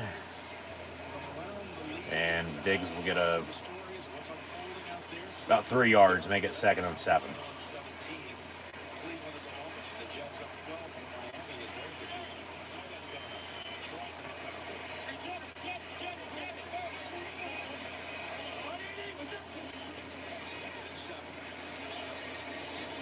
Allen pass complete to Shakir. And Minka Fitzpatrick brings them down. Yeah, they can't stop the big play. Even though that was a simple crosser, he cut up field and got a big first down. Might stepped out right there and there before, you know, he gets another 10 yards and they roll him out. So, yeah, they're going to have to look at the spot of this. That's still a first down, but all from the 46, 1st and 10.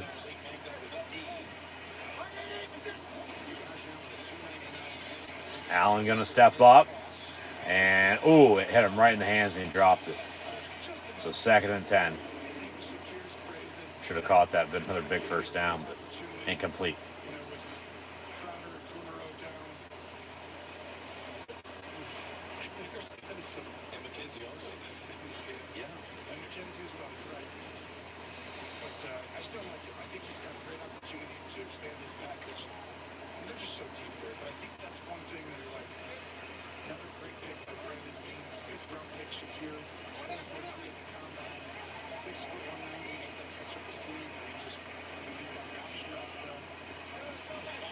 Second and 10 from the 46, Allen. And nice snag at the 41, 1st and 10, Buffalo. That's number 85, Morris. And, well, he was being held the whole way by Devin Bush on top of it, so, you know, they throw the flag, which they didn't. You know, they probably still decline it because he caught it, but then if he doesn't, well, they take the 10 yards and the first down. But we get to the 2-minute warning, 1st and 10, Buffalo up 24-3 at home against the visiting black and gold Pittsburgh Steelers. Did you know Google makes a phone? Sure, it's beautiful, but it does things other phones can't do, which is how it takes stunning photos in the dark, can edit annoying items out of pictures, and unblur faces. Why, you'll even put some of that genius in your ears or on your wrist. Talk about some college football here real quick, even though, as mentioned, once again, tomorrow, during Monday Night Football, Monday Night Raw. Live watch longer action. We should tune back in. That's when we'll recap both college football and the NFL from this weekend, along with previewing next week. But the AP poll has been released. I guess there are some changes after the games from this weekend. Georgia's back at 1, Ohio State 2, Alabama's 3 after they hung on at home last night as time expired against Texas A&M. Clemson's 4, Michigan 5. Tennessee will be 6, followed by USC, Oklahoma State, Ole Miss, and Penn State on a bye still at 10. So the Lions will play at number 5. Michigan next Saturday at noon. I'll have live watch along reactions live here on YouTube of that game as well. UCLA's 11, Oregon's 12. That should be a good game when they meet, and Chip Kelly's return coming up soon. TCU's 13, followed by Wake Forest, NC State, Mississippi State. Kansas State is 17, followed by Syracuse, and then Kansas is 19. Utah 20, Cincinnati 21. Texas, Kentucky, Illinois at 5-1 in the Big Ten West. 3 of another 50 state name teams. Texas, Kentucky, and Illinois, followed by James Madison, JMU, the Dukes, in their first year at the D1 level, coming up from the FCS D1 AA level in college athletics. They round out your top 25, so good for James Madison. They're ranked for the first time ever in program history. Yeah, we're going to have some damn good college football next weekend. A lot of top 25 games, it seems like.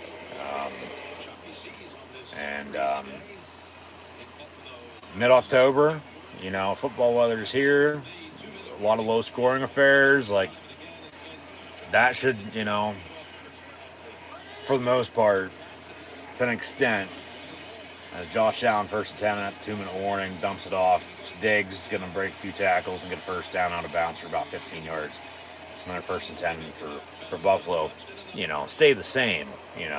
Like I've said recently, the past couple years, it's felt like the defense has come back and making plays. The game's on the line rather than just all these offenses, putting up points. They got to give credit where credit's due. Everybody wants points scored, but defense still wins the championships. And then old school running the football, smash mouth, run it down your throat. Hopefully you can stop it. From the 29, first and 10, and Allen, they get to him, but he avoids a sack, and then he will be brought down after about a 6, maybe 7-yard run. So second down here, but yeah. Pittsburgh's banged up, but that's still no excuse. Like, you play with who you have. The standard is the standard. Just very, very frustrating for Pittsburgh. Got a timeout. Pittsburgh timeout with 1:15 to play in the half. 2nd and 5 from the 24 for Buffalo. They'll have 2 remaining. It's still 24-3 here, but man, just got to get off the field, get some stops. So we'll see what happens, but we can go from there and then go from there again. One thing at a time, but got a good one going on in Jacksonville. 6-6 at halftime with the Texans and Jags.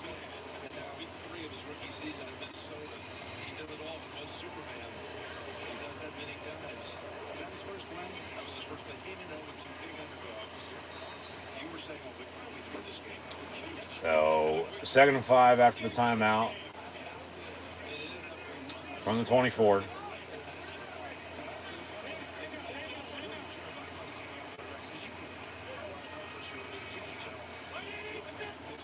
Trips near side. Allen down the middle. It's incomplete. Hits Spillane in the back. All right, so incomplete. They luck out, or else that probably would have been caught in the end zone for another touchdown. Josh Allen keeps it up. Might have a career day. Yeah, it's playing right in the back. Right in the number. he would have turned around, he would have picked it off in the end zone. But incomplete, 3rd and 5, as Buffalo's 3 of 5 on 3rd down. Minute 9 to play.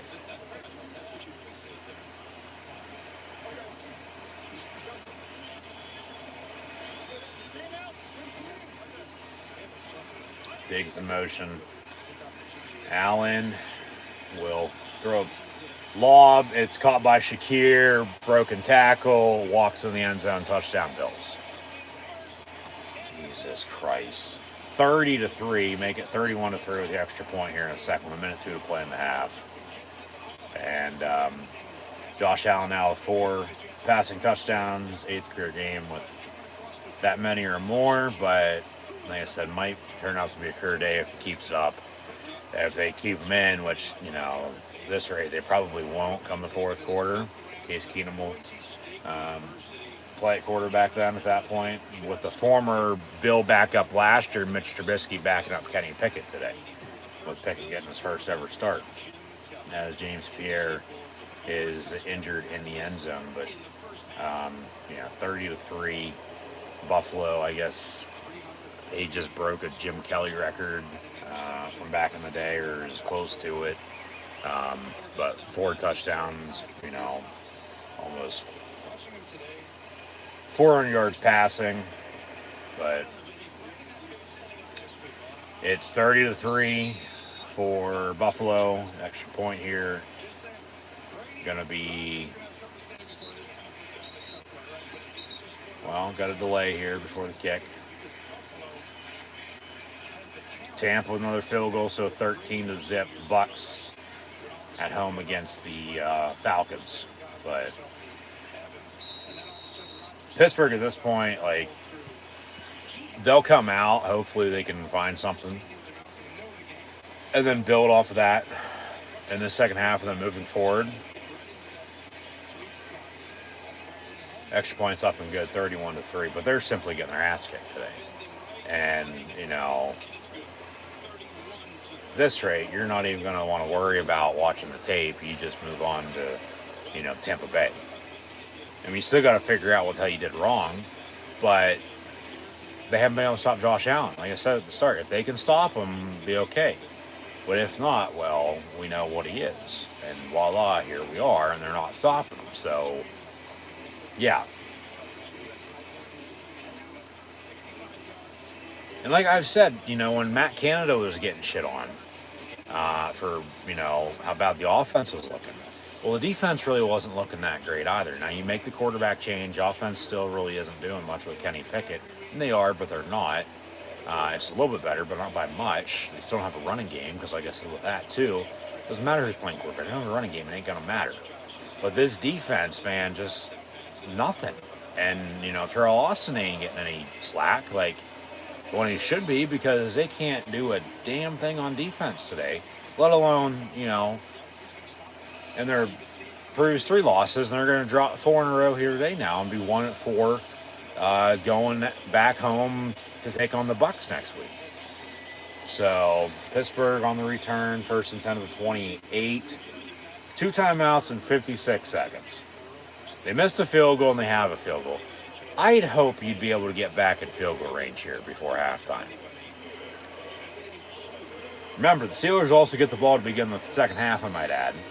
They'll tell you that in about 56 seconds when we hit halftime, but I just told you now, so you know one way or another. So once again, as always, thanks for tuning in and watching, but still, man, just they're just going around in a circle, not doing a lot. So Pickett, dump off on the screen of Najee Harris, and about 6 yards or so to the 32, so 2nd and 4, clock's rolling, 2nd and 5 officially. Remember, Pickett hasn't even been sacked yet. The offensive line hasn't looked half bad. They just can't run the ball. Bills defense stopped them. Steeler defense can't stop them on offense, so it's 31-3. Pickett gonna roll out. There's a flag. This will come back for a hold. Pickett gonna run out of bounds, maybe half yard if he's lucky. Doesn't seem like anything though, but that play ain't gonna matter if it's a hold. They'll 10 yards or play down. in under 2 minutes be a 10-second runoff unless they call a timeout. So 23 seconds right now, but actually an offside on the Bills. So 5 yards, automatic first down. Or from the previous spot, it was 2nd and 5. That should be a 1st and 10.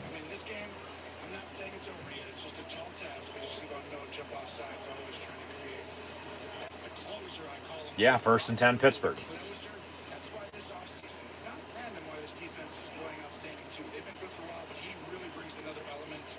You know, as Russo's improved in his second year. But Von Miller, they want him for December, January. They want him for the fourth quarter, the last 3 minutes of these close games against Patrick Mahomes. From the 37. So got 2 timeouts. Got new set downs now. Out the gun, trips near side. Najee to his right. Pickett. Picked off. 10 for Johnson. Complete? No, it will stay an interception as he fell to the ground with the pick, and Pickett gets picked, and 1st and 10 Bills. 15 seconds and 3 timeouts. I mean, they could do some more damage here if they'd want before halftime. I don't know if they will or not. Probably just take a knee. They got a 31-3 lead, but yeah, he just...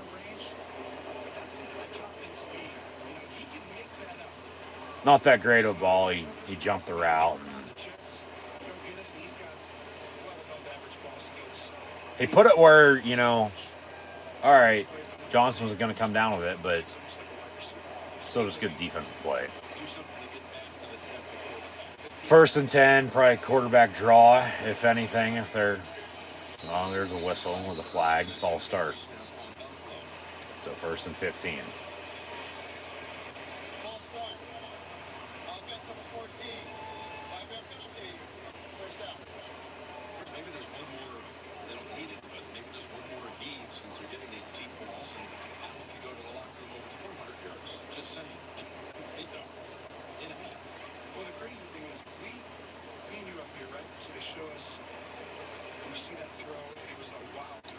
Same formation, 1st and 15 after the false start from 33. Allen, he's going to air it out. It'll be batted down, incomplete by Spillane. If I'm Buffalo, I'm just going to take a knee now at this point. As we get a Tatanka in a commercial on Fox during halftime of Atlanta and Tampa Bay.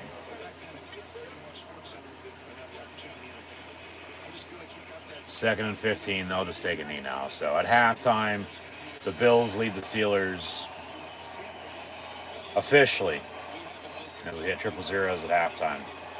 Your halftime score is Bills 31, Steelers 3, as Pittsburgh trails by 28 on the road today. Kenny Pickett, 13 of 20, a buck 21, an interception. Buffalo can't capitalize, though. Just like Pittsburgh couldn't capitalize off of his interception. So the turnovers are even. It doesn't matter. Of course, we had a muffed return to begin the game. 98-yard passing touchdown then from Josh Allen to Gabe Davis. 7-0. Pittsburgh then muffs the return. Buffalo gets a field goal blocked. Pittsburgh kicks a field goal himself, so 7-3. Make it 10-3, 17-3, 24-3. Pittsburgh missed a 33-yard field goal. Make it 24-6. Buffalo scores again. It is 31-3. Simply, this Steeler defense cannot stop Josh Allen, who officially is 14-24 for 340 yards passing, 4 touchdowns, interception, and then also has 4 carries, 21 yards rushing here this afternoon. Offensively, they're not doing much, no doubt about it. Field goal attempt, missed field goal, a few punts. The turnover then also before halftime. But defensively, they can't stop 17. And, like, half of football in the second half coming up, I'm going to say right now, they're not coming back in this game because there's no chance in hell they're coming back in this game, because what makes you think, unless they get a spark and then, you know, more fuel to the fire and one thing after another, everything goes their way in the second half. It's the only way, which ain't going to happen because games don't turn out that way. Okay, it's not a video game; it's real life. All right.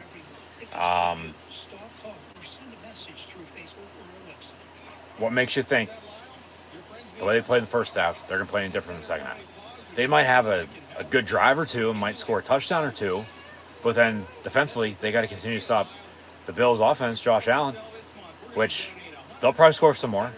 You know, so it's 31-3 right now. I mean, your final score is probably going to be, you know, as it is, which I highly doubt.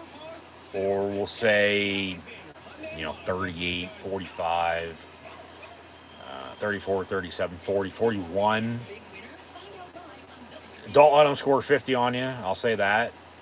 You know, to 6, 10, you know, 17, 20 points maybe Pittsburgh can put up.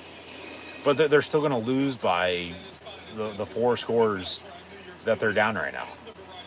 So just get out of this game healthy. No injuries this second half.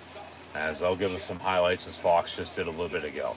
And we'll update these stats and scores in a minute from around the league. But at halftime, Pittsburgh trails Buffalo by 28. Bills lead at 31-3 today. So thanks for tuning in and watching. Tough one to watch, no doubt about it. Very frustrating to say the least. But it is what it is. You know, what can we do? We're not coaching, we're not playing, we're just sitting here watching the game. And yeah, rightfully so, we can bitch and complain about it all we want right now. But they don't have a running game on offense. You know, Pickett hasn't looked half bad. The offensive line still, like, ain't too shabby. They're playing pretty good. You know, except Pickett hasn't been sacked yet through the interception there, which a little bit his fault, but just a good play too. But they don't have a running game to help them. And I said this, regardless of who's going to be playing quarterback for Pittsburgh. I don't think anybody believed me then, but hopefully you do now, like I said earlier, that it ain't going to matter who's playing quarterback. If you don't have a running game, like, you're done for it, okay? Because then the quarterback has to do it all by himself. And then you got to open up the playbook a little bit, you know, for a trick play or two. But then it's defensively. They cannot stop the run. As officially, Singletary has 3 carries, 23 yards, which ain't much, all right? But compared to Najee Harris, 9 carries, 17 yards, but then Josh Allen also has 4 carries, 21 yards. Pickett, as mentioned, 13-20, $121 in the INT. Josh Allen, knows 14-24 for 348 yards passing and 4 touchdowns. Has the interception, but the turnovers are even. Nobody's capitalized off of anything. All right, so there's that. He's responsible for all 4 touchdowns. He's not playing right now. It's fucking tied at 3. Or if you're stopping him and he hasn't thrown 4 touchdowns and they don't have a running game just like you don't, it's tied 3-3. Like, it's a hell of a lot closer than you think it is, even though it's a 28-point deficit. They're still right there. They just got to make the plays. But today, and they haven't been either, once again, they're not making the plays. The defense, defensively, they need to step the hell up. Like I said earlier, who's going to step up? Who's going to fill the shoes of everybody who's out today, including TJ Watt still with his injury, and he's going to be out a little while longer, like I said at the start now, with his pec injury, but he got his knee scoped, so add a few more weeks to that. Hopefully he returns at some point in time this year. I mean, it might get to, you know, point in time, though. Like, I hope to God they're not 1-7 going into the bye week at the end of the month. You know, tough 4-game stretch here. But I can already see the headline that while they're out of it, what makes you think, or why should he get back out there and play with an injury? You know, like, let him rest up and get on to next year then at that point. Like, cut your losses and move on. Somebody step up on defense. So you need pressure off the edge. These linebackers have not done jack shit this year. All of them. Watt made plays week 1, but then went down. But then even with him, or without him now, on top of that, still nothing. So Alex Highsmith, Malik Reed, along with Miles Jack, Devin Bush, Robert Spillane, talking to you. All right, I know nobody in the Steelers organization is going to see this by any means, but man, just Somebody needs to step the hell up. You know, Cam Hayward's banged up. He's active today. He's playing. He's up front. But then also, of course, okay, Larry Obi-Wan Kenobi, Ogunjobi, hurt. We'll see if he comes back. Wormley's up front. Alu. DeMarvin Leal's played pretty damn good. You know, taking advantage, you know, for the most part in his rookie year with some playing time. But then in the back end, you know, it's Minka. Levi Wallace's name's been said, I don't know how many times today by myself, along with these announcers, Jim Nance and Tony Romo, good or bad. You know, he's given up big plays, but then he's, you know, made stops. He has an interception, you know, but then they couldn't capitalize off of it. And then later on, they miss a field goal, you know, so it could be 24-6, 31-6 right now, rather than 31-3 at halftime. Pittsburgh, the only good thing going for them right now is they'll get the ball to begin the second half. But defensively, somebody has to step the hell up and make some fucking plays. Like, you got to stop Josh Allen. They're missing that pressure. Does he throw for 348 in the first half and 4 touchdowns? If he's getting pressured, he doesn't have any sacks either. Maybe not, though. We're not going to know because Pittsburgh doesn't have the pressure. They can't get to the quarterback. You force pressure, you're forcing the opposing quarterback to make a few mistakes, so forth. The interception, well, Levi Wallace just made a good play on the ball, so it wasn't Josh Allen's fault. It wasn't really Pickett's fault on his interception either. You know, DB just made a good play. Levi Wallace, former Bill as well, signing with Pittsburgh this past offseason. In free agency, like I said, him and Gabe Davis probably did that in practice how much, and he jumped the route and picked them off, but they still couldn't capitalize. Somebody on this Steeler defense needs to step the hell up. It's pathetic. Absolutely fucking pathetic. And for what I'm saying, this is very blunt. I mean, by God, I could be going off right now, very, I mean, believe me, I'm angry, I'm frustrated, but I'm trying to keep my cool as best I can, because, I mean, at this rate, I mean, don't want to say it, but what the hell else can happen? How much worse can it get? Just like I said, hopefully you can get out of this game healthy and, move on into next week. Of course, you're going to be hosting Tampa, who's up 13-0 on Atlanta right now, and then, you got to go to Miami, and still got to go to Philly, and then you got a bye week. But then even at that point, you might be 1-7. You might be, which they ain't come back and win this game, so you might as well mark them down at 1-4. But they could be, 2-3, or anywhere, in between, good or bad, with this next 4-game stretch. And you get healthy, get some guys back, and they need to find some rhythm, and they need to capitalize. They need to sync up. They need to be playing, for reasonings aside, the Pittsburgh Steelers. All right? Because it's not about the name on the back, it's about the name on the front. That black and gold. That emblem, that logo. They honestly right now should be fucking ashamed of themselves on defense. Like, this ain't Steeler football. This is not bringing the steel curtain down. This is piss poor fucking, like, Division 7 football. Okay? Like, just no. They can't stop the run.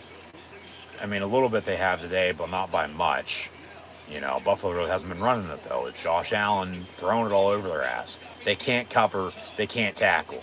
Okay? They look like a fucking group of third graders playing pee-wee football is what they look like. All right? I know that's been said about them before, for myself included, along with players on the team last year and currently still this year. All right? But just moving forward, they got to find something. I don't care what it is. Okay? Like, it's the meme. Poking the stick. Do something. They are, but it's on the defense. It is and has been. They haven't been able to get stops. And now they go up against a good quarterback. And Josh Allen, and he's, beating them single-handedly. And next week, You got arguably the GOAT coming into Heinz Field, Ackershire, whatever the fuck it's called now, stadium, in the Three Rivers City, Steel City of Pittsburgh, Pennsylvania, in Tom Brady. Okay? So, even with the Bucks, and then you got to go to Miami, and then you got to go to Philly. Bye week, get in November, December, January. Maybe you're there at the end of the year. Maybe you're not come playoff time.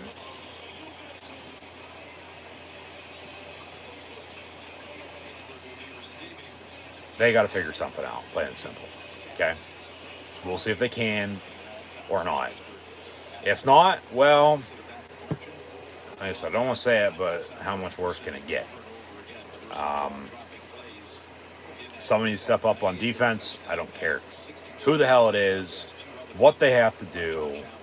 Just do something. You know, like, you're getting your ass kicked right now. You're getting flat out beat by Josh Allen. Like I said, he doesn't play today, or he's not playing as good as he is today. Doesn't have 4 touchdowns, or maybe he has 1 or 2, or hell, even 3. Like, you're not down 28. You're down by less, if not tied at 3. Hell, even having a fucking lead at 6-3, or maybe it's tied at 6-6. If Buffalo's field would get blocked and yours wasn't missed. So, of course, hypothetical. That's not what happened. This is what happened, though, and it's 31-3, and they can't stop Josh Allen. Like I said, though, at least they're going to get the ball to begin the second half, and maybe they can, you know, get something going. But it's got to be quick. They got to score fast. They got to get stops. They got to play absolutely perfect this second half if they want to come back and win this game, which anybody with common sense knows that's not going to be possible. All right, myself included. So, touchback, 1st and 10, Pittsburgh from the 25-yard line, but just frustrating, very frustrating. Because when you know it's there for the taking, but then you just let it float on by, it's like, I get every dog has to stay. But then at the end of the day, sometimes enough's enough. So 1st and 10 from the 25. And fake the give, pick it. And it'll be caught at the 48, Deontay Johnson. It'll be 1st and 10, Pittsburgh, as we get an update. But, yeah, those are your stats and scores. Pickett now 14-21, 149 yards with the INT. Najee Harris has 9 carries, 17 yards rushing. Pickens 463, Johnson 339. Zach Gentry has 2 catches, 19 yards. Claypool catch for 11. Najee 7 yards receiving. Freiermuth only has 1 catch, 4 yards, which is absolutely pathetic. So, and then we'll update the Bills when they get back out on the field this second half. 1st and 10. Pittsburgh, 3-yard run for Najee Harris. But the Bills have looked, you know, damn near perfect, you know, clicking on all cylinders. 4-6 on 3rd down. 400 total yards on the dot, with 348 of those in the air. We've had a total of 6 penalties. You know, Pittsburgh's controlled the clock, but it doesn't mean shit when you're down 28. So 2nd and 7, Pickett going to roll out far side. That's pass interference. Thank you. Here's the flag. 15 yards, automatic 1st down. We talked to Mike Tomlin about last night, though, is this, they have a team, when you look at the offensive side, you're talking about years of experience. The starters today, 4th year, 2nd year, 3rd year, 5th. Tomlin, like, what the fuck? Rookie, 2nd year. And I have the 3rd receiver there, 3rd year with Claypool. Pass interference. Spot foul. Yeah, 1st down. So 13:38 to play in the 3rd quarter here, 31-3. You got to score touchdowns rather than kick field goals too, by the way. You can't settle for 3 at this point. Shouldn't be settling for 3 to begin with, but 1st and 10, Pittsburgh from the 42. Claypool motion. And then Pickett going to dump it off to Najee. They're keeping it simple for him. You know, the offense is, for the most part, able to move the football when they're not punting and going 3 and out. You know, there's no in between. It's either they're getting first downs, moving the ball, or they're not. Like, it'd be a different story if they can move it and then, okay, the drive stalls. Like, take that for what it's worth, even though it's not much. Like, I know that's still not good, but anything and everything can always be 10 times better. So, with that being said, it's 2nd and 2. Fake the give, Pickett, pass complete to Claypool. And he gets brought down at the 24, 1st and 10 Steelers. Pittsburgh hopefully can punch it in here as they knock on the door in the red zone.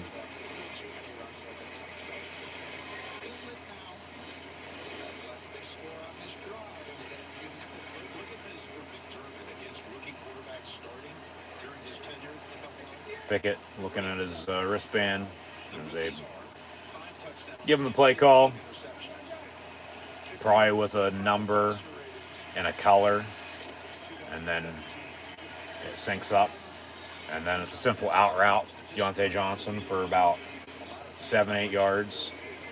2nd down and short.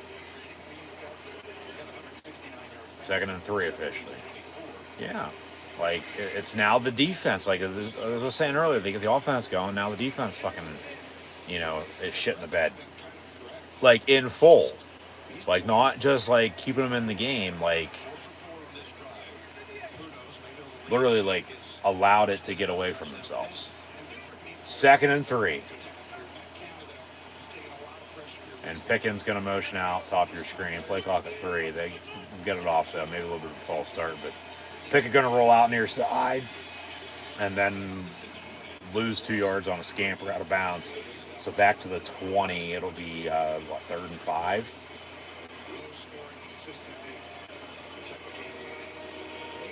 Big 3rd down for Pittsburgh. Big 3rd down for the Pittsburgh Steelers. 3rd and 6 officially. 3rd and 6.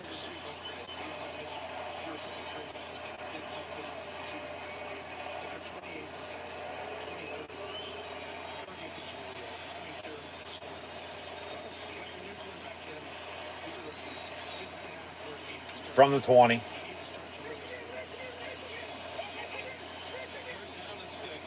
Michigan on the audible. That's an offside. They let him play, though. Pickett on a fade. Incomplete. So here comes Boswell from about 38. He's 1 of 2.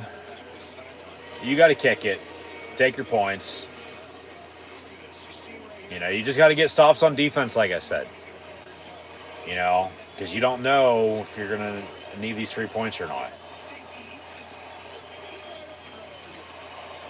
You should have threw to Freiermuth in the end zone. He was more wide open than on the check down. No, they're going to go for it. All right. Well, here's your ball game for the most part. You know, because they have the other field goal they missed. They kick it now, 31-9. You know, do the math. Like, Pickett far side, caught, 1st down, and he dropped it out of bounds.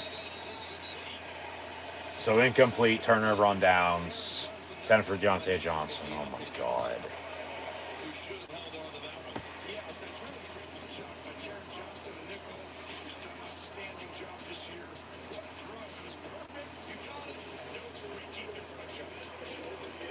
So 31-3. Yeah, say they would have kicked it again. And then made their one they missed from 33 and have the 3 they already have. So 31-9. You know what, they're down 22. That's a 3-score game. You know, you score got to go for 2 in one of them. But, you know, 25 minutes, you know, football to be played. Get some stops on defense, might have been manageable, but you missed the one. You go for it there, you don't get it. He had it and dropped it. It was pushed out of bounds, so it's incomplete. Turnover on downs, and 1st and 10 Buffalo when we return as they lead at 31-3. Over the visiting Steelers here today, unfortunately. I, by the way, as a Steeler fan myself, did in fact pick the Bills to get the Super Bowl to take on the Packers. If you don't know, because Buffalo's one of the best teams in the league. Knew it coming in. Have known it for a couple years now. They just haven't been able to get over that hump late in the year. If they can put it all together, favorites this year, they'll be all right. And maybe they can get over the four falls of Buffalo from back in the 90s from going to 4 straight Super Bowls and losing all 4 with Jim Kelly and company, the Pittsburgh native himself. So, yeah, 31-3 Bills. Scores around the league. What do we got? I would think as we hit 3 o'clock here, we need about another hour or so of Steeler football today before a 1 o'clock kick next week at home against Tampa, and then a Sunday game 2 weeks from now at Miami, and then another 1 o'clock kick at Philly. With today's game, you look ahead of the schedule. Honestly, probably going to be the last Steeler game on CBS. Unless Steelers-Eagles is CBS Halloween weekend until December the 4th. Because the Tampa game is going to be on Fox next Sunday. Sunday Night Football is NBC. They go to Philly. That's either going to be Fox or, like I said, unless that's CBS, okay, on the 30th. But then they got to bye. They get New Orleans at home. You know damn well that's probably going to be on Fox.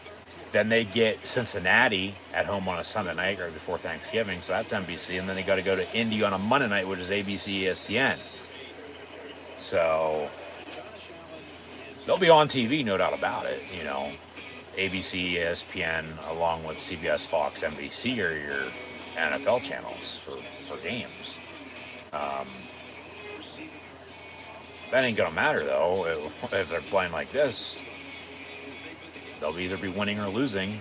They could have tied week 1. They could be 0-3-1 right now with the tie against the Bengals if they didn't kick that game winner. If everything else goes the way it did, and then lose, say you're 0-4-1. Rather than 1-4.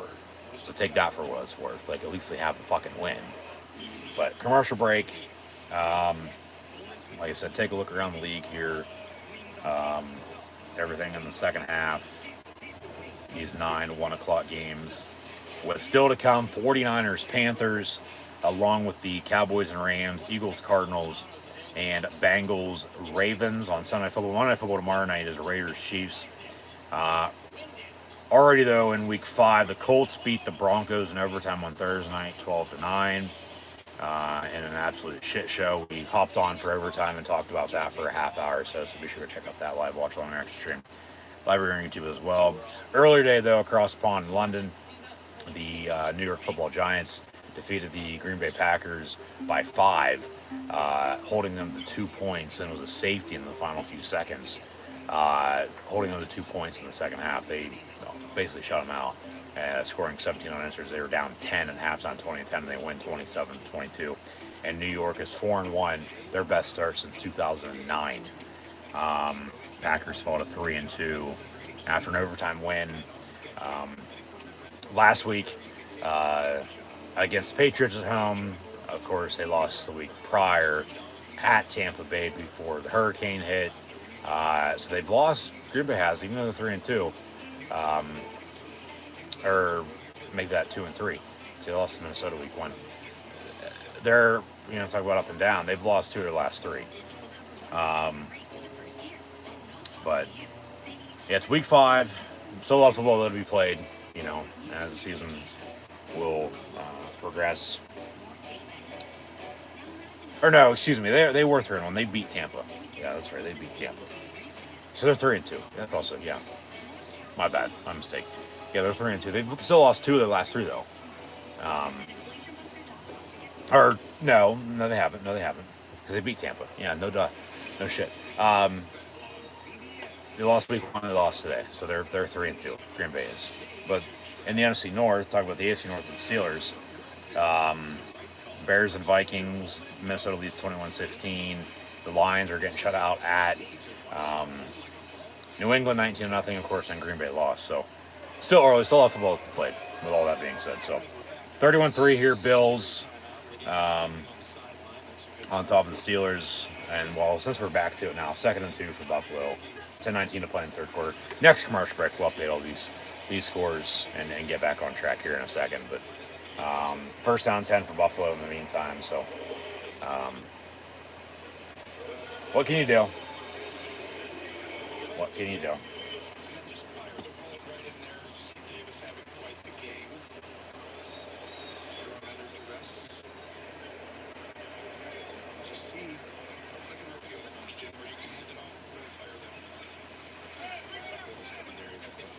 First and 10 from the 39. And Josh Allen hands off Devin Singletary. Singletary gets about 6, maybe 7. Be second down, but 13-0 Tampa Bay. Yeah. Here's the key, right? You go look at this. This season, you got him, and then you got Edmonds right there at the 16th overall pick. I'm going to take you through a little story, Jeff. I think this might be one of the standard models in the National Football League on how to build a franchise. So Brandon Beane comes in, and he and Sean McDermott team up together. And when they do that, they come in and the salary cap is pretty average, not looking good. But you're going to come in and you're going to tell the whole team. Got an injured Steeler. It looks like it's number 29, Levi Wallace, the former Bill.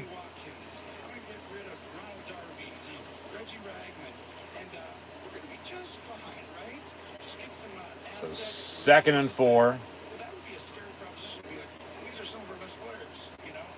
And he's like, I got to get a quarterback. So he trades those guys. They get in the playoffs without Josh Allen.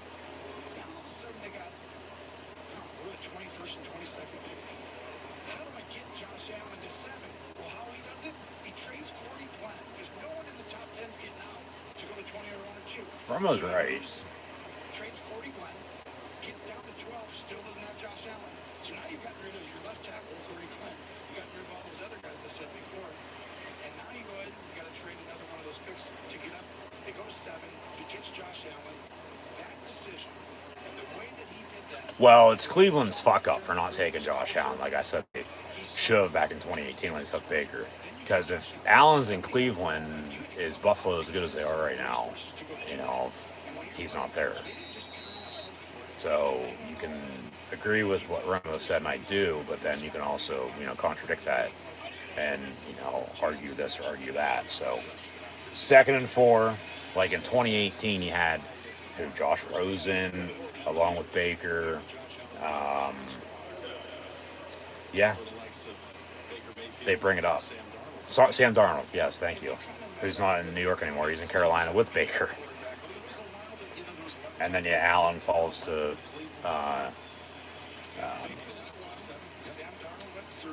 Buffalo. Yeah. Oh, yeah, Lamar Jackson was 32 to Baltimore. That's right. Yeah. Shows you what one player can do for you, no doubt about it. You got to respect what the Bills have done for how bad they used to be. Josh Allen on a keeper. Fumbles, but he was down. They'll mark him down to 32. 1st and 10 Buffalo. Maybe the 34. Yeah, no fumble. He was down.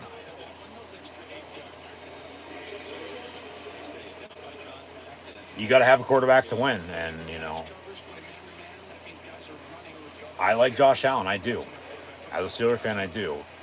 Because I was high on him coming out of Wyoming. But then the way he's played in Buffalo, and Buffalo ain't far from myself, it's 3 hours from Pittsburgh as well.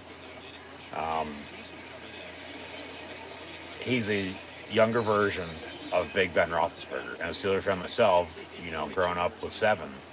Well, add a 1 in front of that, and you got Josh Allen, number 17 for the Buffalo Bills. So they bring up the draft class. I swear to God, I'm bugged. But, yeah, no doubt about it. He's going to be the best quarterback of the 5.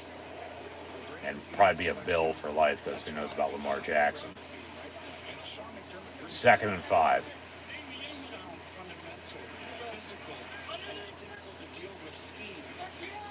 Complete to Diggs.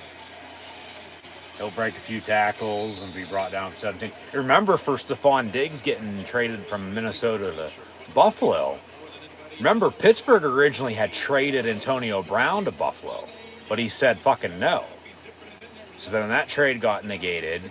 He's still a Steeler, of course. Goes to New England, goes to the Raiders.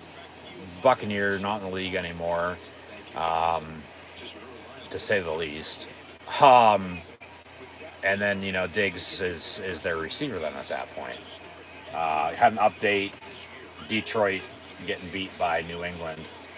But 1st and 10, Buffalo handoff to Singletary for another 5-6 yards. So, they can't stop the run now. So talk about having a lead. Hopefully you can run the football. Buffalo has that, and they're able to. So credit to them. They're damn good. They are.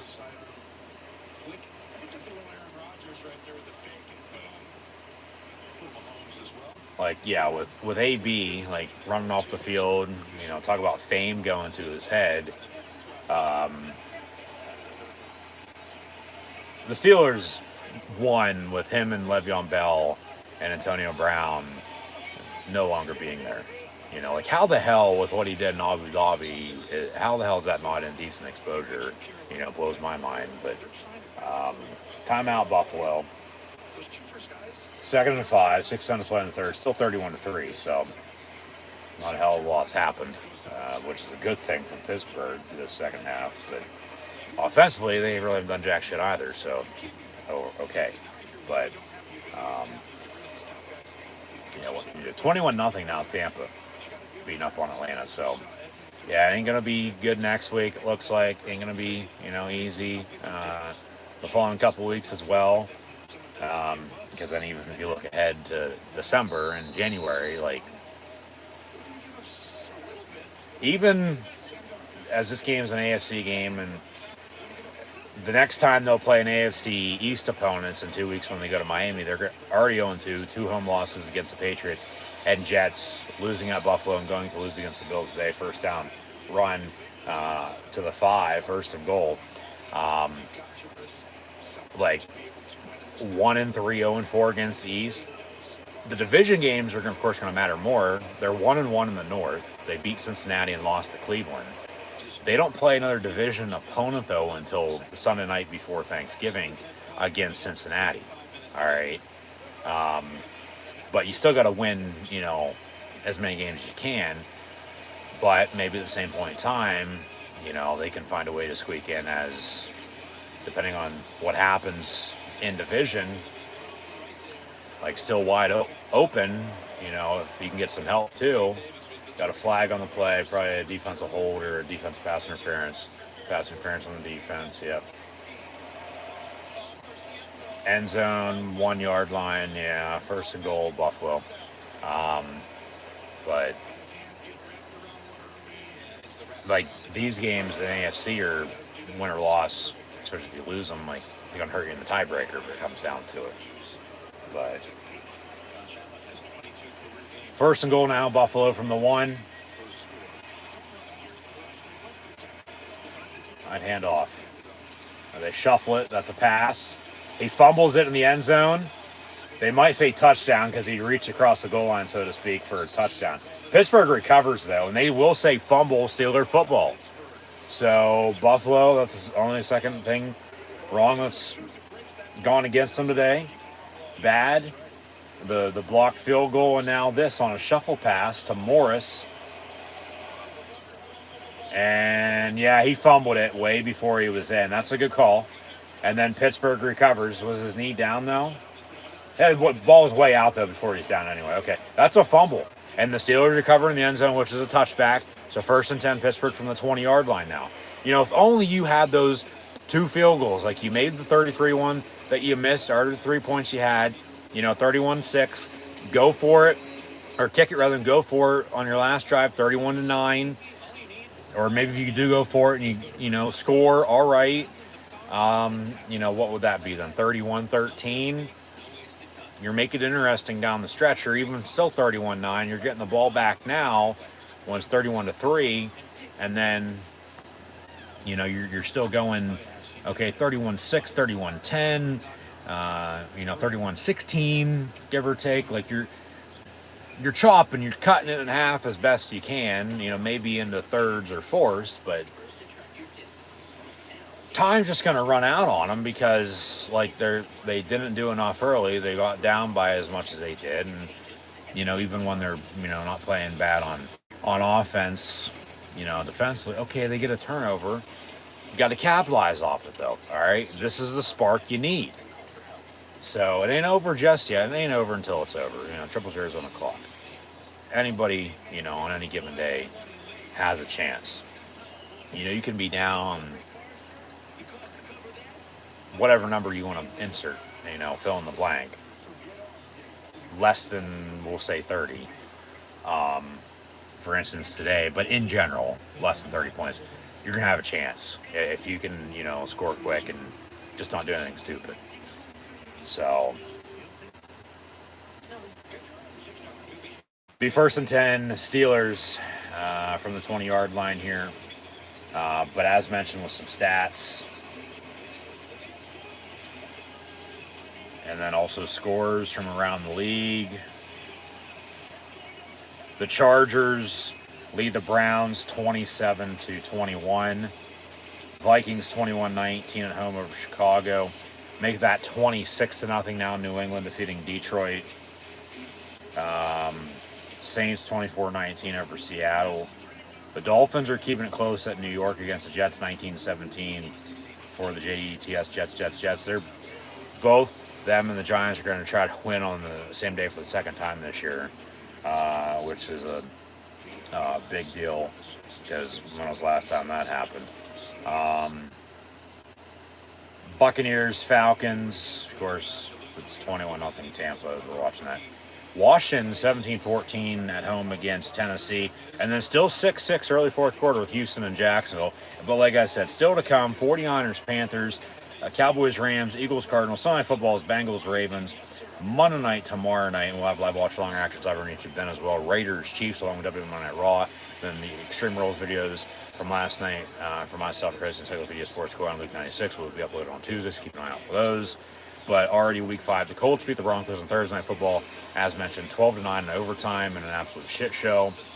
Be sure to go check out that live stream as well. And then earlier today, across the pond, as mentioned, Big Blue, the New York Football Giants, defeated the Packers by 5, 27-22 after being down 10, 20-10 halftime, and then holding Green Bay to 2 points in the second half, winning by 5, 27-22. So New York is 4-1, and Green Bay, yes, they fall to 3-2 now, losses against Minnesota and New York. But in the meantime, Kenny Pickett pass complete to George Pickens, and Pittsburgh gets a first down at the 40 after a 20-yard pickup. Where the hell's Freiermuth? Go to Pat. Pickett going to step up. Well, of course, now he goes down on the sack. So they get to him late in the game, 4:10 and counting to play in this third quarter. But first sack by either team today, and down goes Kenny Pickett. Make it 2nd and long.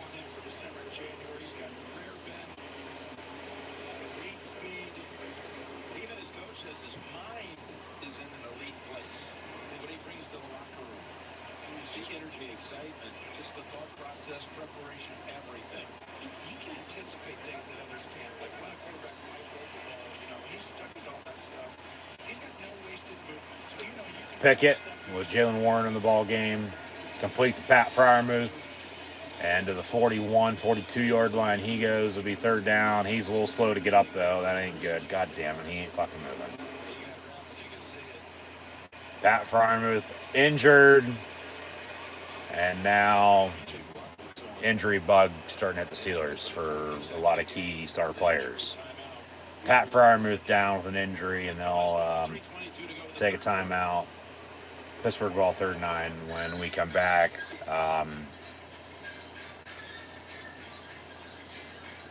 Kenny Pickett now officially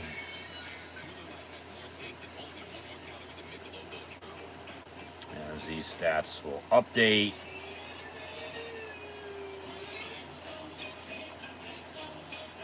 3:22 to play in the third. 20 of 29 for a $196. Najee Harris has 10 carries, 20 yards rushing. Like, absolutely pathetic, Pittsburgh. Come on. George Pickens has 6 catches, 83 yards, coming out sort of as number one receiver here today. Deontay Johnson, 446. Claypool has 2 catches, 20 yards. So, yeah, probably in that order. Got to go Pickens, Johnson, Claypool now as your 1, 2, 3. And then, Freiermuth, a couple catches, but injured. So Pickett's going to lose a go-to target. So Zach Gentry and Connor Hayward are going to have to step up now. Speaking of Zach Gentry, he has 2 catches, 19 yards. Najee Harris does have 3 catches, 16 yards out of the backfield, but 31-3 your score. Josh Allen officially 19 of 30 for 383 and 4 touchdowns. Only had 348 at halftime and 4 touchdowns, so 12 minutes into the second half really hasn't done much.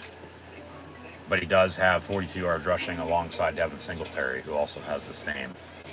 But he's responsible for all 4 touchdowns. And then they have the field goal. So I've said what I've said. I'll probably say it again anyway. But Gabe Davis, 3 catches, 171 yards receiving and 2 touchdowns. Shakir, 375 in the score. Diggs, 7 of 61 in the score. Morris has 3 catches, 39 yards. Hodgkins, 2 of 33. And Devin Singletary has a catch for 4 yards. But hopefully Pat's all right. That's going to suck if he's going to be out now with an injury. Because, like I said, just get out unscathed, get out healthy. Can't afford to lose him, but he's down hurt. So seems like he just got hit hard and went down on the catch and tackle. He's going to walk off into the end zone now, into the locker room.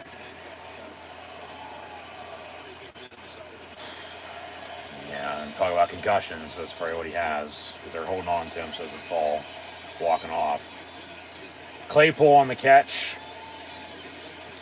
And Steeler first down to the 38. So Pickett finds Claypool for a Steeler splash of a first down, and 1st and 10 Pittsburgh. 1st and 10 to 38.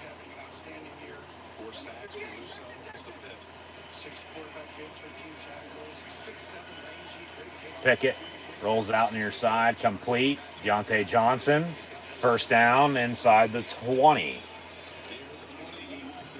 If only they did more early. They score maybe a few more points on their punt drives and get stops on their, Buffalo's 4 touchdowns. Get stops on defense there. Like I said, this game's a hell of a lot closer than what it is. But they couldn't stop Josh Allen. So is Josh Allen this good, or is Pittsburgh's defense this bad? It's a little bit of both. 1st and 10, no gain on the play for Najee.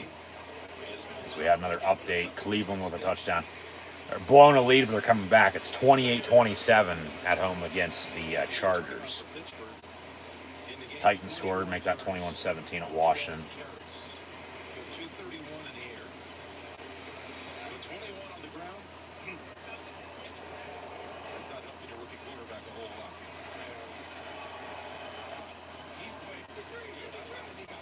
So 2nd and 10 from the 25.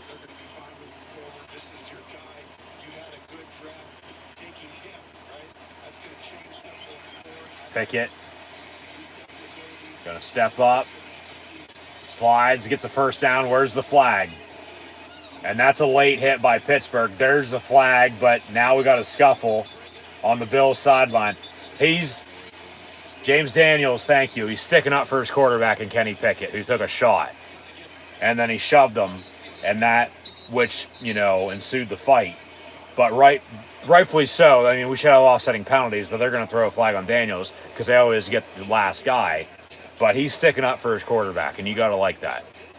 Pickett took a fucking shot on the slide. How the hell is that not a late hit? You talk about safety, and boom, that's a late hit. Any other time that'd be a late hit. You don't throw. You let him play, and rightfully so. Okay, But when that's clear and obvious, and then you don't throw it, no shit, he got pissed off and then shoved the player who did it, and that's, of course, why we have all these flags thrown out. So I was actually just thinking, too, about the offensive line. I didn't say I was going to probably hold off until the end of the game, see how this fourth quarter would go. I mean, it's not a helmet to helmet, but it's to the side, and it's a late hit. Like, he slid. He gave himself up. You can't hit him after the fact. That's a penalty. And then James Daniels sticking up for his quarterback, and then that's why all hell broke loose. Minute 9 to play in the third. So you should have a personal foul on number 3 and a personal foul on 78, and they should offset, and you replay the down at 2nd and 10, as Pickett took it and ran and slid and got the first down, I might add, but legal. Oh, my ass it was. Fuck you. Got a personal foul on the Steelers, on James Daniels, 78. And then also on 65, which is Dan Moore. So 15 yards. Down count, so it's 3rd and 25 now. So they decline the one on Dan Moore, but then James Daniels gets the personal foul. He gave himself up.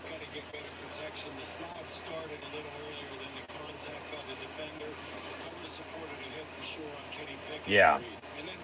Like, I don't know how you don't throw a flag on that. And then James Daniels is right there from behind and boom. And rightfully so. Like, fuck you. He's sticking up for his quarterback. Like, that's my guy.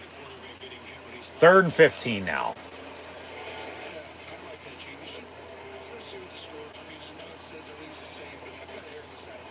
No, but as I was about ready to say, the offensive line, like, not playing, half bad. But then penalties. Last week, 4 of the 5 offensive linemen had a fucking penalty called against them. Today, until right then and there, well, nothing. So make it 3rd and 15.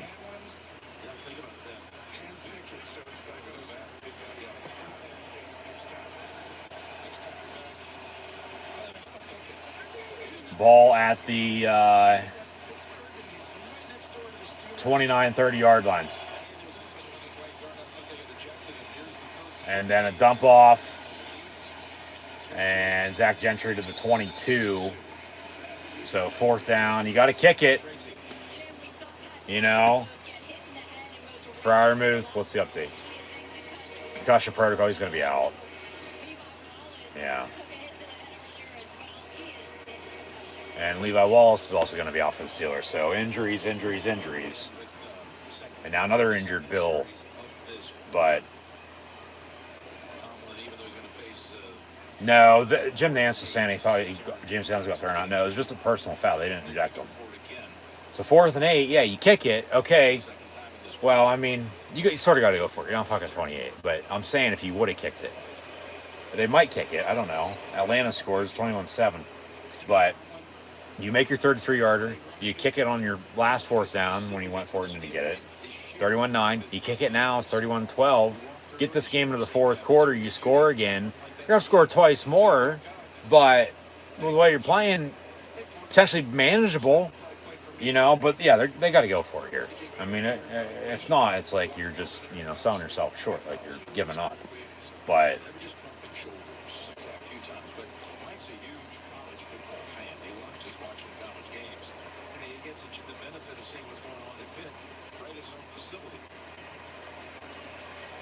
James Daniels, who they signed from Chicago, and for agency, played with Mitch with the Bears. Now Pickett's the starting quarterback, and he was the spark they needed, and he's sticking up for him after a late hit that wasn't called, and then he gets the personal foul called against him. But it's whatever, But it's a fuck you. The refs fucked up, so they can go fuck themselves too. 4th and 8 from the 22. Connor Hayward in the ball game with tight end. He'll be in motion. That's a false start. Dan Morris at 4th and 13. Yeah. Just stupid. Now here come the penalties for the offensive line, so might have spoke too soon. God damn. Yeah, I mean, You sort of have to. And then that goes back to the one you missed, the one you should have kicked. And then if you make this and you have those points, it's 31-12 with 12 seconds to play in the third. And then it's a touchdown and a 2-point to get to 20. If you stop them on defense, you're down 11. It's a touchdown and a 2-point. And then a field goal to tie at 31 apiece late in the fourth. I've been saying this game's a hell of a lot closer than people think it actually is. 45-yard field goal, kicks up and no good. Still wide left. So, still 31-3 at the end of the third quarter. And with the win, Boswell's hit 2 to the left and no good. And he's 1 for 3 on field goals today when he's, damn near always perfect. So they can't catch a fucking break for anything to save their goddamn lives now today. So yeah, this game's for sure over at this point. But 15 minutes to play. Like I said, just get out healthy. But we just had Pat Fryermuth go down, had Levi Wallace go down. TJ Watt's been hurt. Cam Hayward's hurt. Not really playing this second half. And rightfully so. They don't need him to. They're fucking down 28. Don't tell me they're going to fucking switch this game.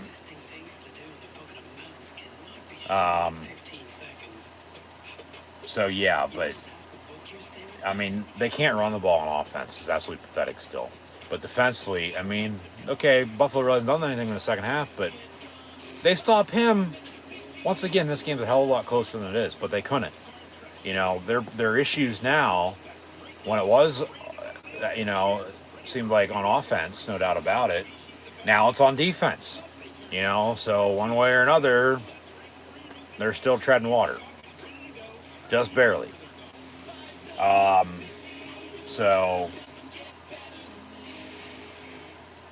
leave it at that. There's not really much else to be said. Just frustrating because this game honestly could be a hell of a lot closer than it is right now, 31-3. If you really think about it and take a deep dive with everything I've said, or if you have a point to be made, let me know. And it ain't gonna get any easier either, But they're gonna be in every game, damn well they will be. Today, an exception. Like I said though, forget about it. Move on. I mean, I know I said earlier you probably don't want to watch tape. Maybe you do at this point because it could be a hell of a lot closer than it is. Like you're a couple plays away, a couple stops on defense. Like you don't give him the big plays. He doesn't throw 4 touchdowns. Who knows what it is right now? It sure is only 31-3. I can guarantee you that much. So, is what it is. What can you do? But they still gotta find some rhythm. They still gotta find somebody that's gonna step up on defense. Because Minka today has been non-existent. Witherspoon was out entering today. Levi Wallace goes down. So you have Millette. Pierre was hurt earlier. I don't know if he's come back in or not. Edmonds was out entering today. So they're playing with a lot of guys that, against a big good offense and a good quarterback in Josh Allen, that as Diggs makes the catch and run out past midfield, big first down for Buffalo. Now they're going to put it on, even though they already have. I don't even want to think about this game anymore at this point. It's pathetic. They can't stop the pass. Millette on the coverage. Fitzpatrick, Minka chases him down. They push him out of bounds. But first down Buffalo in the meantime. So the damage is already done. But the linebackers just like not nothing this year at all. They've done a damn thing. Tackle's okay maybe, but damage is done then too. And then the pressure, up front and off the edge. Because the offense didn't look half bad today. The defense.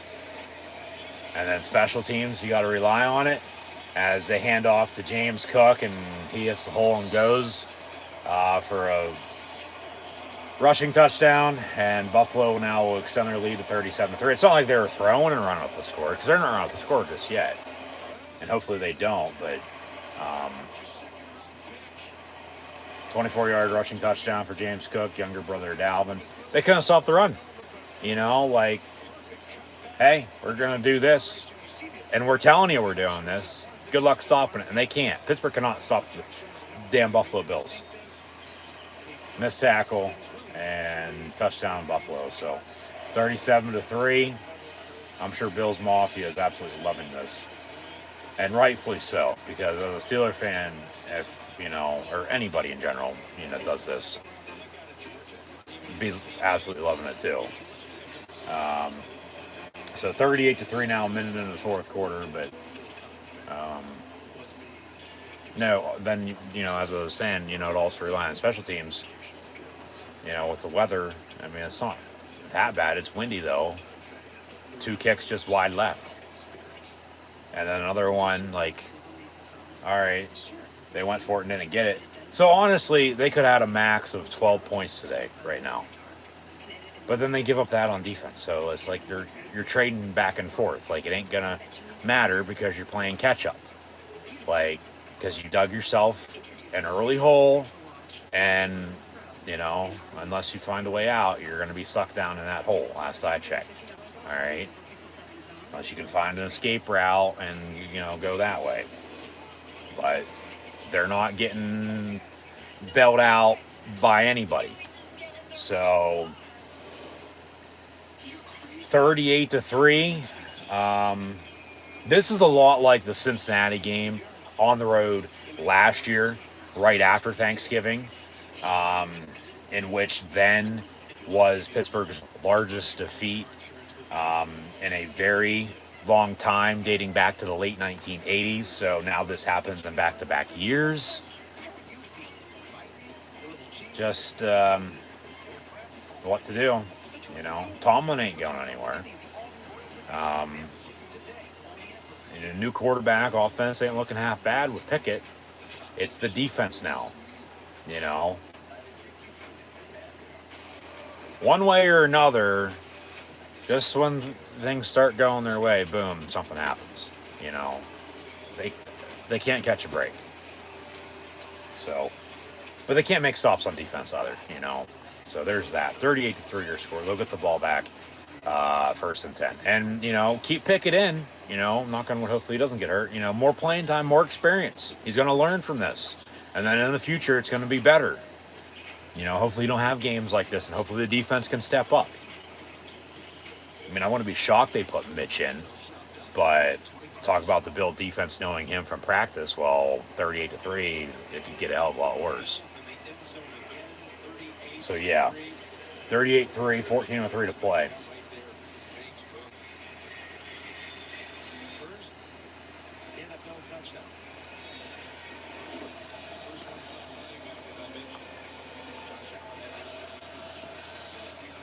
And this ain't the first time Buffalo's put on their opponent at home. They did this to fucking the Tennessee Titans last month on Monday Night Football, I might add. So, and Tennessee seems to have found, you know, some rhythm after the fact. So, you know, looking ahead to Pittsburgh, well, it might be all right, but we'll see. We shall see. Of course, that's why they play games. One side on paper, side on field. They ain't going to cover by any means today. You know, they're 14-point underdogs, and they're losing by 35 now, so add 3 more touchdowns or so. 1st and 10 from the 25. Pickett dumps it off on a screen to Jalen Warren. Good block and a 10-yard reception. 1st down, Steelers.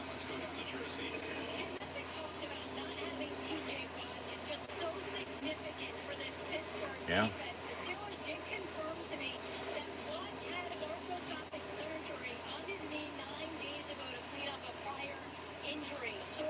Oh, he had that done before the Jet game last Friday, the 1st, or the September 30th.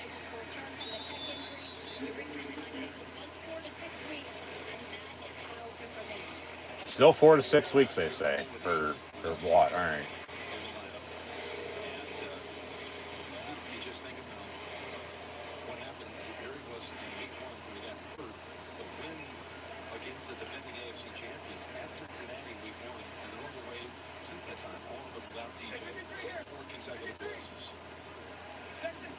Second and 9 from the 36.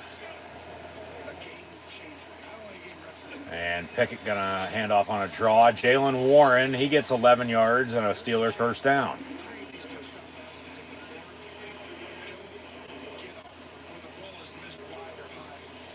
We still got 12 and change to play here. When a lot of these games are down to the wire, only a few minutes to play. So a lot of fast football today, it seems like.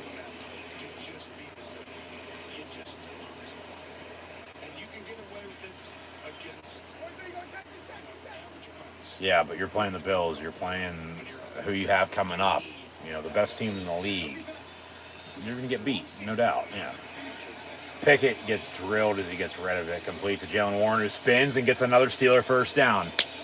Fighting for a Steeler first down as he lowers his shoulder and gets an extra few yards and into the Bills sideline. So, some trash talk.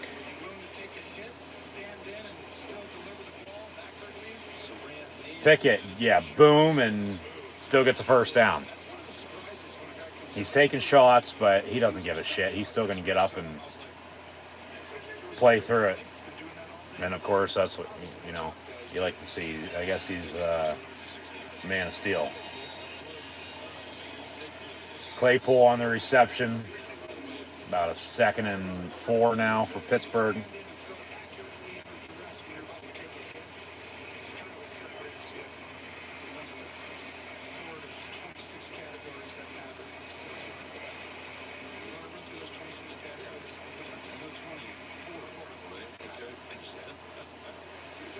Pittsburgh has not lost a game by 35 points since 1989. Let's go 43 here. Maybe they can cut into this at the end, get some more valuable reps and snaps for these. Dump off to Zach Gentry, and he gets inside the 30 for another Pittsburgh Steeler first down. Another update, what do we got? Dolphins, Jets with a go-ahead touchdown, making an 8-point lead, 25-17 with under 10 to play.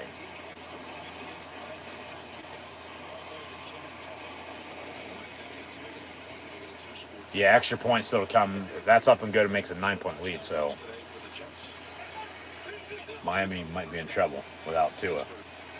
1st and 10 from the 30. Pickett going to roll out. Pass, incomplete. Intended for Chase Claypool. 2nd and 10. All right.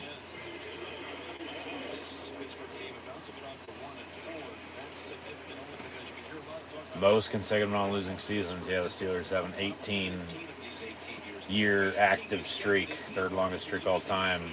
Kansas City is next longest, which is 9, of course, since Andy Reid took over. Yeah.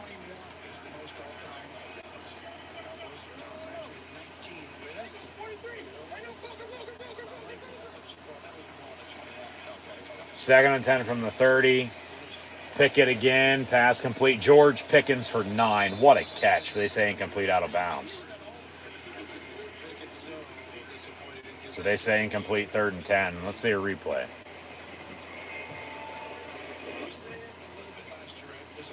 He caught it. Left down. And then elbows out. Oh, left foot, but he was out of bounds before his left foot touched. That's a catch, but they say it's incomplete. So if they look at it, they have to find indisputable evidence to return it, of course. They might have it. They might not. I mean, yeah, Pittsburgh could challenge. I don't know if they will or not. 3rd and 10. And they get it off. No challenge, no delay game. Pickett going to the end zone. Incomplete, intended for Deontay Johnson. 4th down. I mean, it probably would have stayed as called anyway. They lose a challenge and lose timeout and have 2 remaining with 10:21 to play. But, I mean, you probably just should have threw it because it's 38-3. But then 3rd and 10, you don't execute. But now 4th and 10, you still got to go for it, of course, no doubt. But just, man, very frustrating.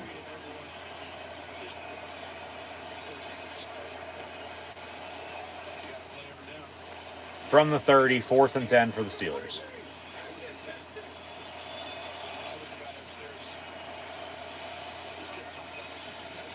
And Pickett, pass incomplete.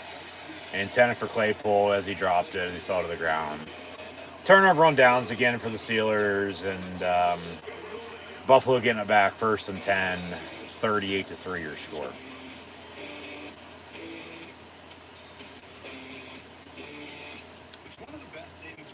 Chargers lead, Cleveland 30-28. Vikings 29-22 against the Bears, 29-zip. New England defeating Detroit. So 2 blowouts today. 31-19 New Orleans defeating Seattle. 26-17 Jets, so that is a 9-point game now. Dolphins ball. Atlanta has it down 14, 21-7.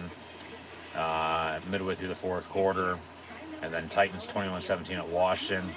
Houston takes a 13-6 lead at Jacksonville, too, by the way, with 3:11 to play. So nothing from 1 o'clock's going final just yet. But, I mean, Bears, Vikings, Texans, Jaguars, along with Lions, Patriots, Chargers, Browns, probably the first to hit a final score, followed by everything else. And then we get into 4 o'clock with 1 game at 4:05, 2 at 4:25, and about 45 minutes or so, and then Sunday Night Football. Followed by Monday Night Football, and like I said, tomorrow night during Monday Night Football, Monday Night Raw, live watch long reactions. That's when we'll recap college football and the NFL from this weekend, and also preview next week. So be sure to tune back in. Yeah.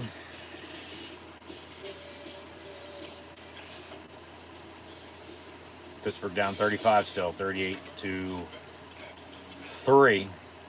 Yeah, they brought up the stat. Last time the Steelers lost by 35 or more was 89, which we knew about when they went to Cincinnati last year at Sunday after Thanksgiving, as I just brought up a little bit ago, and then also lost, getting blown out. But that final score was 41-10. So they only lost by 31, but they still were getting beat pretty bad.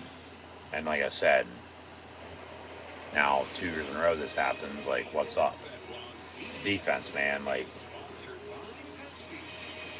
they got a lot of mistakes to fucking fix. I can guarantee you that. They got to learn to cover. Got to learn to tackle. They're right there, though. You know, they make a few plays. Like, this game, once again, is a hell of a lot closer than what it is right now. So here comes Case Keenum in at quarterback. So 1st and 10, Buffalo. So the Bills are throwing the white flag for Josh Allen as he's done for the day. 1st and 10 from the 30, they'll hand off to Cook as he'll get about a 6-7 yard run, 2nd down. But Josh Allen's day is done. They show off his stats as I was just about ready to bring them up. So 20-31 for 424 and 4 passing touchdowns. Interception. 348 of those 424 yards passing were all in the first half, along with the 4 touchdowns and the INT. So, you know, they held him to 7 points in the second half. But then, you know, 2 4th down turnover on downs, a couple missed field goals. Like, they get stops on defense, and the offense, I mean, you get the stops on defense, game's closer, not what it is. You're probably not going for it 4th down, you're kicking field goals, but then you can't make it either. Like, it's still a hell of a lot closer than what it is right now, believe me. But they're still getting their ass kicked because they can't stop them. So 3rd and 4 from the 36 for Buffalo.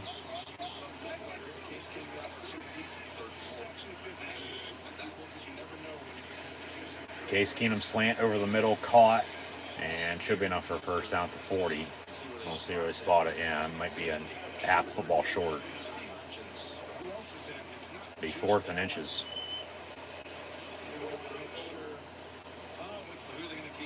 4th and inches, they'll punt.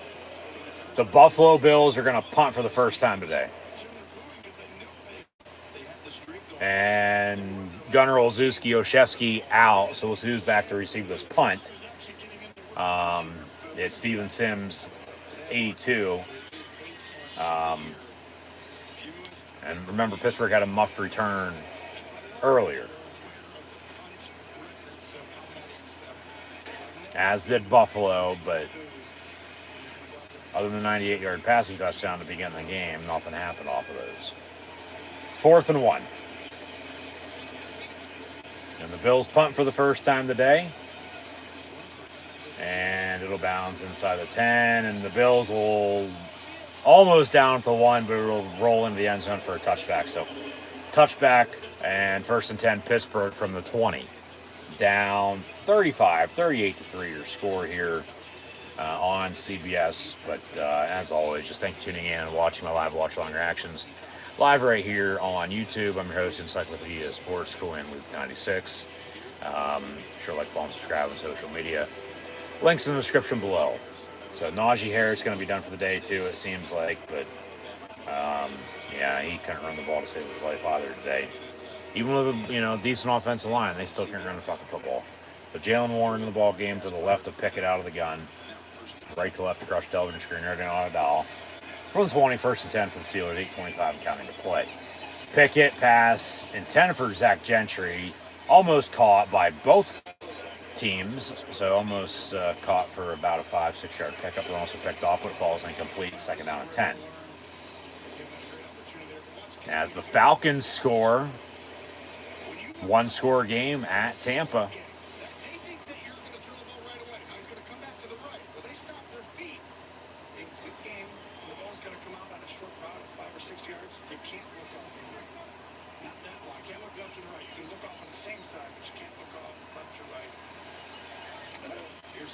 All right, Pickett going to hand off on a draw, and Jalen Warren going to lose a yard, so make it 3rd and 11 from the 19.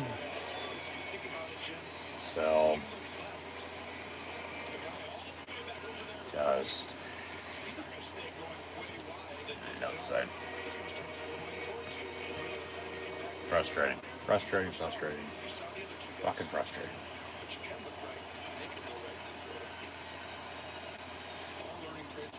From the 20, 3rd and 10, they say still, rather than 3rd and 11.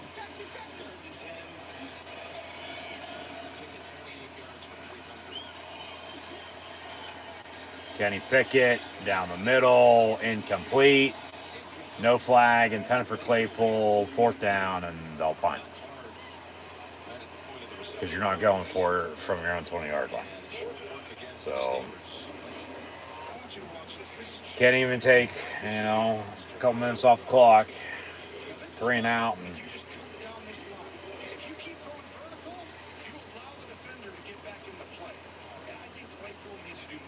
yeah, no doubt. 4th down, here comes the punt. Atlanta's going to go for 2 now rather than later. It's 21-13, so what do we got? Pittsburgh going to down the punt to 46, by the way. It'll be 1st and 10, Buffalo. Mariota fakes the give, back of the end zone, caught, 2 points, good. So 21-15, Tampa. They'll get the ball back, but wow, that's pretty damn good company right there. Highest win percentage for Bills coaches all time. And a win today, he'd surpass Marv Levy, who led Buffalo to 4 straight Super Bowls with Jim Kelly and company, as he's sitting at 612 right now with a win percentage, but he gets with a win to 616, passing Levy at 615. Wade Phillips in 3rd. 1st and 10 from the 46. Keenum looking to throw, incomplete. 2nd and 10. So Atlanta's making it interesting on Fox at Tampa against the Bucs, who play at Pittsburgh next Sunday.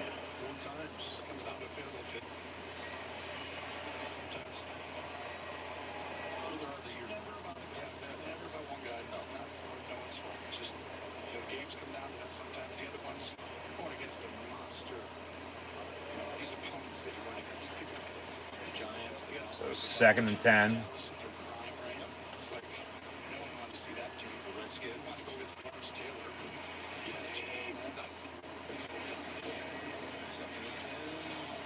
And about a 5-yard run to the 49, so make it 3rd and 5, 7-11, even though Sheets is better to play here this afternoon.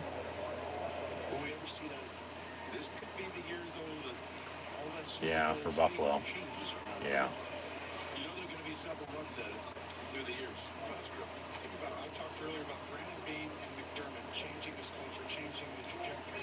No doubt about it, yeah.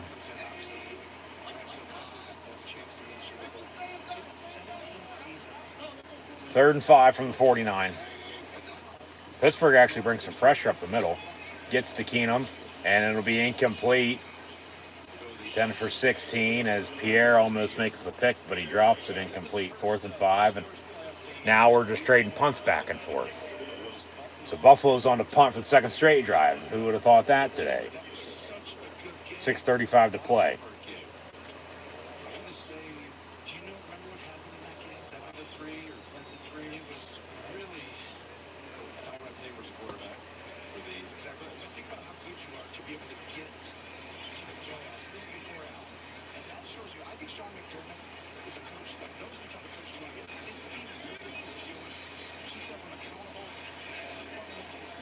And it'll be down in the end zone once again. So 1st and 10 Steelers from the 20-yard line, down 35, 38 to 3, 6:26 to play. So maybe Stitch can help out Pittsburgh here today, score some more points.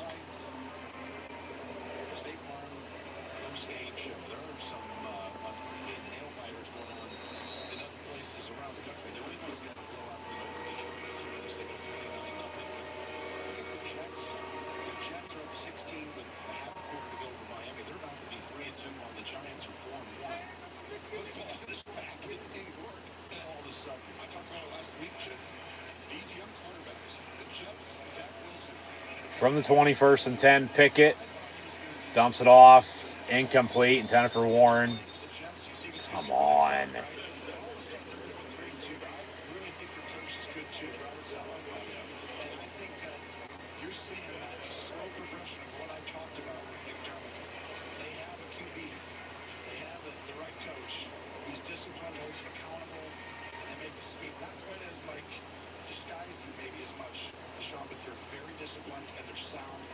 So after the incompletion, that makes 7 in a row, 2nd and 10 from the 20.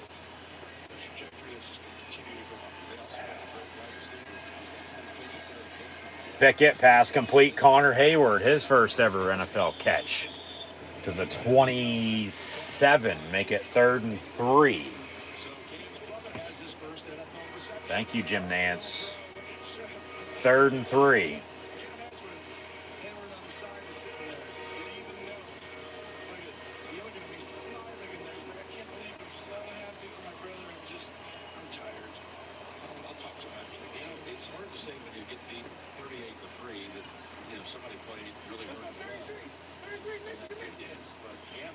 Trips in a bunch, top of your screen. Pickett looking that way. Complete. Connor Hayward again. Back-to-back catches for 83, the rookie out of Michigan State. And first down, Pittsburgh.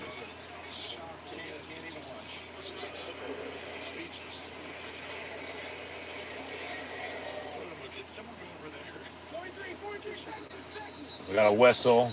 Timeout by somebody. Timeout Bills, it looks like. They'll have one remaining with 5:15 to play.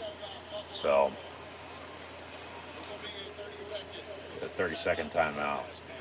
They'll probably stay with it here rather than take a commercial break. But, yeah, talked about this earlier. You're just trying to buy some time now. You wouldn't have talked about it if it was a hell of a lot closer. But, yeah, we've been over this, I think, every time these two teams have met in the past couple years.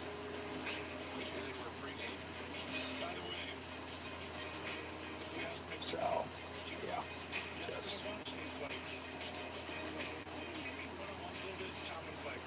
Here we go, 1st and 10 after timeout.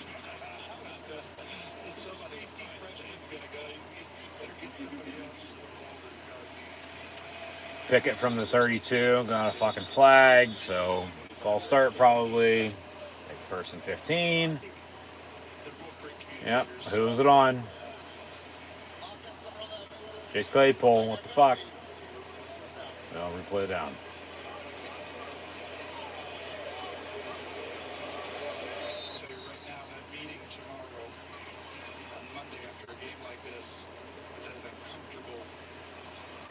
Situation as there is for the players, because when you walk in, it is gloom and First and 15 from the 27. Pickett dumps it off to Jalen Warren. Spins and still going. Little bowl to the 40. 3rd and 2. They show off the schedule, of course, the Steelers coming up. Yeah, it's tough. It's tough. We've been over this. Okay, the Eagle game is on CBS Halloween weekend. But then, until then, it won't be until Atlanta early December. Which is a game that is on CBS. I see that one. From the 40, 2nd and 2 rather than 3rd 2 because it was 1st and 15. That's right. Handoff Warren, first down Pittsburgh, out past 45 to out past midfield now to the 48 in Bill territory. 1st and 10 Pittsburgh. 4:20 and counting to play, and I think we're going to have to light a few up and pop a few tops, get over this 35-point loss. But once again, could be a hell of a lot closer than it is right now if they get a few stops on defense, but they couldn't. So, just frustrating. Timeout by Buffalo, their 3rd and final, so they don't have any remaining. 4:02 to play. Pittsburgh with all 3 and the 2-minute warning, but, this game's been over. But Buffalo really didn't do jack shit in the second half. So Pittsburgh, they stopped them in the first half, a little bit more than they did. And then do some stuff on offense. Like, once again, it's a hell of a lot closer than it is.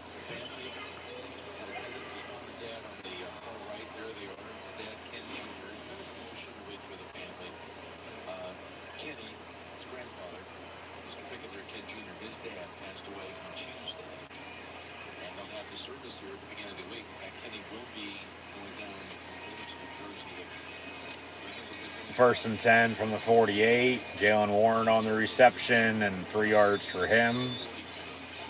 It'll be 2nd down and 7.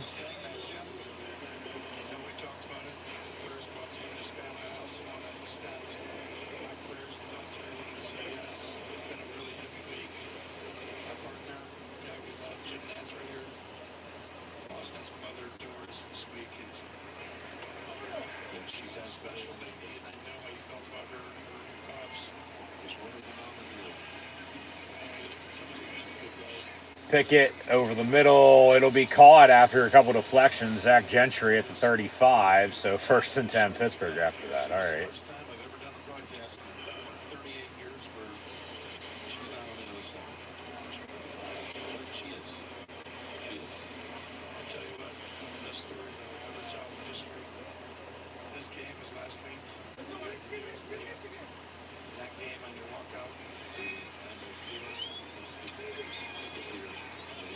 Kenny Pickett, far side, complete to Miles Boykin, they say. 11-yard reception, 1st and 10.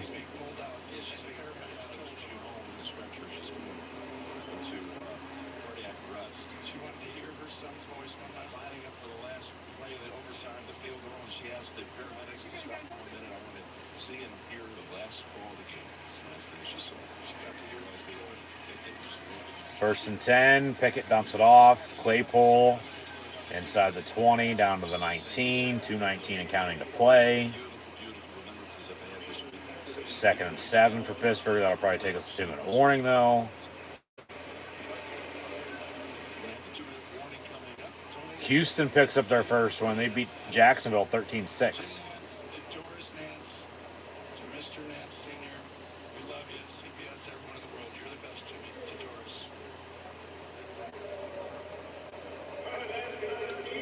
Two minutes to play.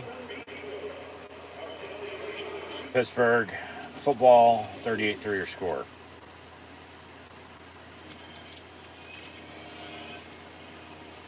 I guess Jim Nantz lost his mom last week.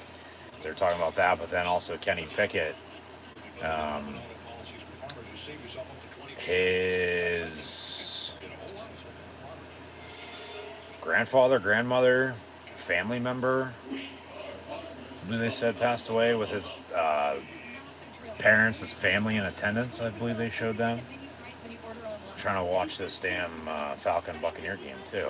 21-15 with a couple minutes to play. Tampa ball. But then in the meantime, you know, Steelers are driving, so I'm still going to call it as I see it. But yeah, just one of those days for Pittsburgh, no doubt about it. Chargers beat the Browns 30-28. Vikings 29-22 over the Bears. Patriots shut out the Lions 29-zip. Texans pick up their first win 13-6 at Jacksonville. Of course, earlier the Giants beat the Packers in London 27-22. Of course, also on Thursday Night Football, the Colts beat the Broncos in overtime 12-9. Monday Night Football, Raiders Chiefs tomorrow night. Sunday Night Football still to come tonight. Bengals Ravens, and then 4 o'clock games kick off momentarily. 49ers Panthers, Cowboys Rams, Eagles Cardinals, Seahawks 32-31 at New Orleans. So Seattle's playing pretty damn good with Geno Smith without Russ. You know, another shootout, just like last week at Detroit. But Seattle, I mean, hell, they're just finding ways to win. Prove people wrong. The Dolphins are letting it get out of reach now. The Jets 40-17, gangrene. Of course, it's 21-15 here at Tampa on top of Atlanta. And then Tennessee. Washington has the ball under a minute to play, down 4, but it's 21-17 Titans. So 38-3 here. Steeler ball. Can you at least score a touchdown today? Can you please score a touchdown? You know, under 2 minutes to play. Can you score a touchdown? Yeah. 34, 50, 327 interception. You know, talk about showing out. Most by a Pittsburgh quarterback in first ever start. 327 yards passing for Pickett. So even in losses in his first, you know, start today and then, you know, first half of football in the NFL and the second half last week, and he's breaking records. He's doing good. It's just that now that if they only had a fucking running game to help them out, and you know defense was able to get stops, you know these games would be a hell of a lot closer than they already are, and they're already close to begin with. And this game could have been a hell of a lot closer than what it is today, but it's not because they couldn't get stops on defense and they gave up 4 touchdowns to Josh Allen. Had another touchdown as well, I might add. James Cook with a rushing touchdown and then a field goal, so 38-3. Pickett couldn't get on the sack on 3rd and long, so make it 4th and a mile. And I mean, you can kick it, but I mean, 1 of 3. And then you've went for it twice on 4th down. You got to go for it here again on 4th down. So 4th and 15. And here's your ball game, for sure. Finally, at this point, you know, put us all out of our misery now.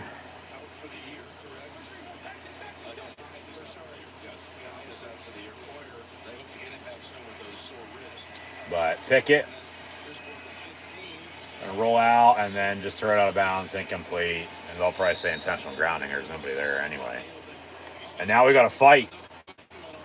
Got to fight. Kenny Pickett's in the middle of it as he gets tangled up with a defender. So incomplete. There's a flag on the play there? No flag. They'll settle him. Yeah, Pickett ain't fucking around, you know. Well, yeah, they hit him low in the knee. And then he pushed him back, and rightfully so. Like, fuck you, Buffalo. Fuck you. Trying to hit Pickett late. Twice now, and no flags. And he's fighting back. And there is a flag on the play now, but for the Steelers to have him at quarterback, I mean, and his offensive line sticking out for him, if only they can run the ball and play good defense, I mean, man, they'd be 10 times better than they are. I mean, yeah, it's frustrating, but you just want fucking Lowe to hurt his knee. Like, I hope that guy gets fucking fined this week. Because any other player fucking would. Minute to play on the dot, a flag on the play. That's a late hit, and then after the play, like, we'll see if the Steelers keep the ball, but it doesn't look like it. What do we got from the officiating crew? Tampa's going to win 21-15 against Atlanta. We'll see if Fox gives us bonus coverage. All right, now we can't even hear the fucking ref.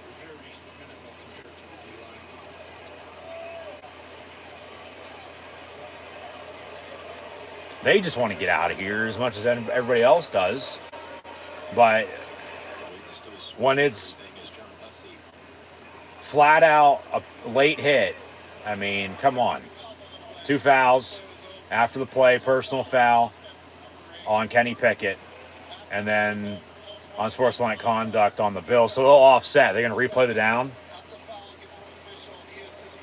Foul against an official, so a Bills defender is DQ'd with a minute to play. Like, it fucking matters at this point. You know, throw the fucking flag on the late hit. That's 2 fouls that you didn't throw. You know, you talk about safety and wanting, you know, the quarterback not to get hit, you know, in the head or late or below the waist, below the knees. And then it's flat out right in front of you and you don't throw it. Like, I hope this officiating crew gets fucking docked on top of that. If they end up penalizing them, you know, one way or another. Like, suspend them for a week. Like, just ridiculous. And I'm not saying this is because they're getting blown out. It's fucking the truth. It's right in front of all of us watching this game. And if you can't see that, well, you got the fucking problem wrong with you.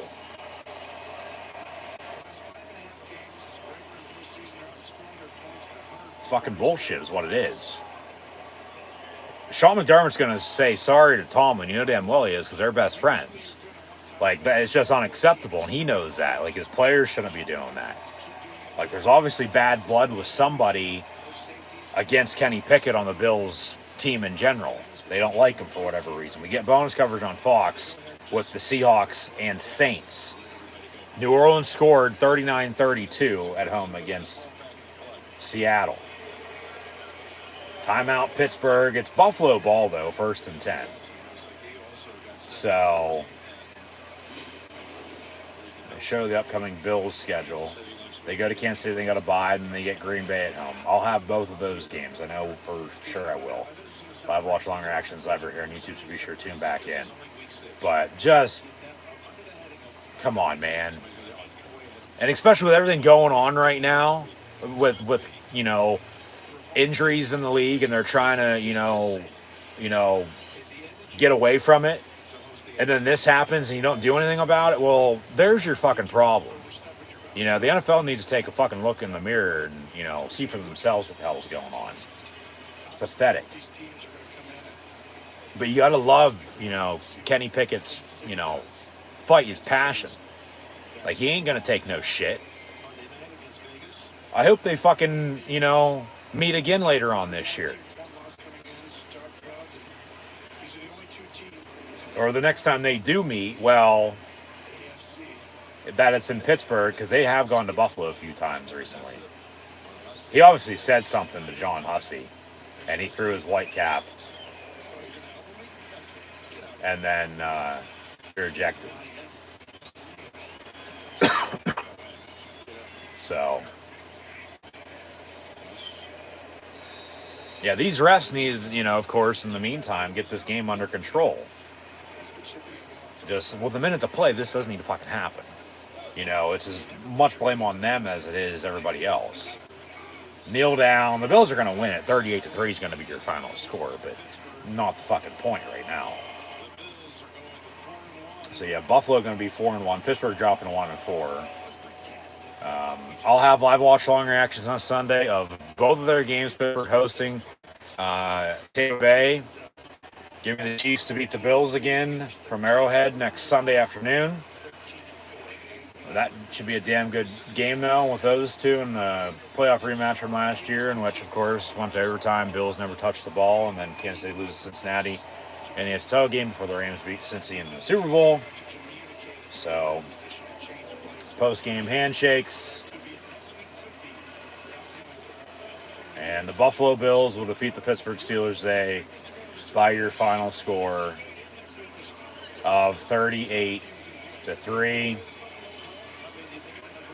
There's McDermott and Tomlin as they talk it out. And yeah, Steelers' worst loss in 30 plus years. They lose by 35 today. 38-3 your final score. So they'll sign off. CBS doesn't have a 4 o'clock game. America's Game of the Week is on Fox with Cowboys and Rams. So that'll do it. And the Bills beat the Steelers 38-35. So, of course, we're not going to know what McDermott and Tomlin talked about there at the end. But I think everybody knows what the hell they were talking about. Just what happened with a minute to go with that scuffle. And it wasn't the Steelers letting, the defeat emotions getting the better of them. It was a blatant late hit below the knee, which any other time that's a fucking foul. Yet today it wasn't a penalty for whatever fucking reason. Okay? But then they throw the late hit on Pickett then for fighting back, as he did for James Daniels earlier on a late hit on Pickett for him sticking up for his quarterback. So tell me who the refs threw the most flags against today. I think everybody knows that answer. I'm not saying, they controlled the game by any means, because they let them play. They did. But they needed to control the game themselves. They needed to get it under control. At least late. With a minute to play, that doesn't need to happen. Like, come on now. Especially with the, talk about safety. It's football, though. You sign up, you're going to get hit. You play through it. It's a penalty, you call it. If it's not, don't. But then when you don't, when it, flat out a flag, like, come on, man. You talk about safety. You're trying to change this, you're trying to change that. But then you don't. Once again, come on, man. So I said, I hope some of those Bills players are going to be not necessarily suspended, but fined, along with this officiating crew for whatever reason they threw a player out there at the end too. But it just can't happen. It can't fucking happen. When you're trying to change this and change that, but then you still allow it to happen. It can't happen. So I'll leave it at that for that. But flat out today, the Steelers got beat. They got their ass kicked. Okay, Buffalo really didn't do much in the second half by any means. It was 31-3 at halftime and 38-3 your final score. Okay, the only touchdown in the second half, only point scored from halftime on was the James Cook 24-yard rushing touchdown. All right. Pittsburgh missed 2 field goals, so they could have had a max of 9 points. 4th down, they were 0 for 3 in the second half. That number might be a little bit more once I look at the final stats and scores here in a second. But they don't have a running game, flat out. Pittsburgh does not have a running game with Najee Harris. Jalen Warren didn't look half bad late. Pickett threw for over 300 fucking yards. Had an interception, took some shots, but fought back. And you got to like that. You got to absolutely love that. Okay? Man of Steel for sure. As the new Steelers starting quarterback. You seeing fucking Trubisky doing this the first 3 weeks? No. Okay? Like, nothing against Mitch. He didn't play bad, but they needed a spark. They got it with Pickett, and they still lost the Jets, and then they lose his first career start today at Buffalo as the Steelers get blown out 38-3. But this game, once again, could have been a hell of a lot closer than it was. You honestly think about it deep down. Okay, 7-0. Start of the game, a muffed return. Buffalo starts out at the 2-yard line, 1st and 10. Pittsburgh almost got off the field on a quick 3-and-out, and then they gave up a 98-yard passing touchdown. And then on the return for the Steelers, on that kickoff, they muffed it. Buffalo recovers, and then Buffalo field goal gets blocked. So it's still 7-0.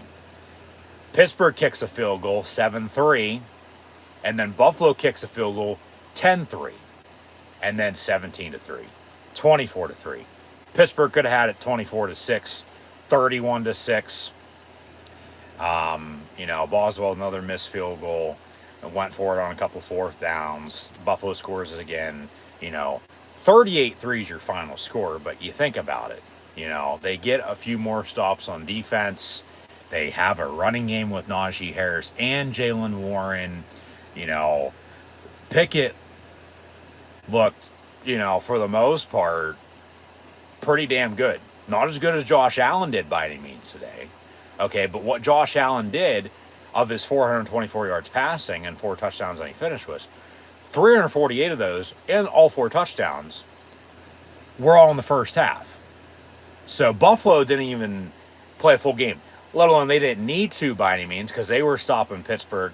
Pittsburgh had a few punts, fourth down, turnover on downs as well. Like, if they do something there, they get stops on defense, you add it all up, trickle down effect. Believe me, this game could have been a hell of a lot closer than it was, but it wasn't. That's all hypothetical. That's not what happened. This is what happened. And of course, the Buffalo Bills defeat the Pittsburgh Steelers by your final score once again of 38-3. So got bonus coverage on Fox. The Saints are going to beat the Seahawks 39-32, it looks like. Before we get Cowboys Rams, it seems like everything now else from 1 o'clock has since gone final. Yes, that is true with the Bills winning, Chargers defeating the Browns.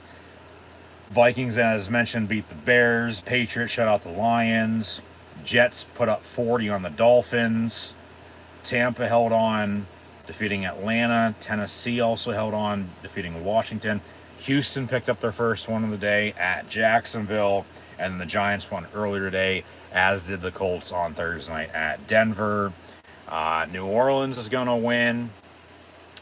The 49ers are up 7-0 at Carolina right now, but coming up in a matter of near minutes, we got the Cowboys and Rams along with the Eagles and Cardinals at 4:25 on Fox, followed by Sunday Night Football being the Bengals and Ravens. Monday Night Football tomorrow night, and I'll have live watch along reactions live on YouTube, but then as well with the Raiders and Chiefs, along with WWE Monday Night Raw, and then keep an eye out for WWE Extreme Rules videos to be published on Tuesday, as I attended the event last night with Bray Wyatt returning, which was absolutely fucking awesome. But today, Steelers letting Steeler Nation down. Like I said earlier, defensively they should be ashamed of themselves with how bad they've looked. Now they're 1-4, but even at the end of the day, with every dog having its day, they still need somebody to step the hell up. Because now when the offense was, not bad, but not as good as it is now, the defense, was like keeping them in the game. Even with injuries aside, still not playing great by any means, but then also, moving forward, the offense starts to click, but now the defense is sucking it up. And then you can't rely on special teams because Boswell missed a few field goals today. So they could have honestly had a max of 9 points because they kicked 3 field goals and he was 1 of 3. And then, a couple punts, which on the punt drives, that's when they couldn't move the ball. They were able to move the ball other than the few punts Harvin had for the most part of the game, though. They were, unless they turned it over, which was right before halftime. Buffalo couldn't capitalize. The turnovers, nobody capitalized off turnovers today. Okay, so out of the equation. But then you have the fourth down turnover on downs. Like, okay, maybe you kick it, maybe you don't, but you probably do if you're getting stops on defense. But they weren't, so they were having to go for it to keep themselves in the game. But Buffalo's a damn good team, and we knew that. Okay, and they'll continue to be a good team.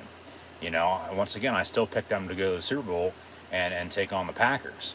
And that's still, possible, just like for anybody else. But, 4-1 to 1-4 now, Pittsburgh's just lucky, honestly. They beat Cincinnati at this point, week 1, and didn't have a tie, because if so, they'd be 0-4-1 at this point. All right, but then also, they could be 5-0, let alone... well, maybe 4-1 now with a loss today, even though it could have been a hell of a lot closer than it was, or anywhere in between. because as mentioned at the start, coming into today, everything was a one-score game. They won by 3, lost by 3, lost by 6, even they lost by 12. Not counting that late touchdown against Cleveland, they lost by 4 last week. Lose by 35 today, but if you do the math, I mean, it's probably a 10-point game. You add it all up. Give or take, a few plays here or there. But once again, hypothetically, that's not what happened. This is what happened, and the Bills beat the Steelers once again, 38-3. So, yeah. 4 o'clock games underway. Sunday Night Football, Monday Night Football still to come. I'll have live watch-along reactions tomorrow night, so be sure to tune back in. And then also, next weekend in college football, Penn State, Michigan on Saturday, along with next Sunday and Monday as well in the NFL, as the Steelers will host the Buccaneers next Sunday at 1 o'clock. So be sure to tune in live right here on YouTube then. But final stats here with Pittsburgh and Buffalo. In the win, Josh Allen officially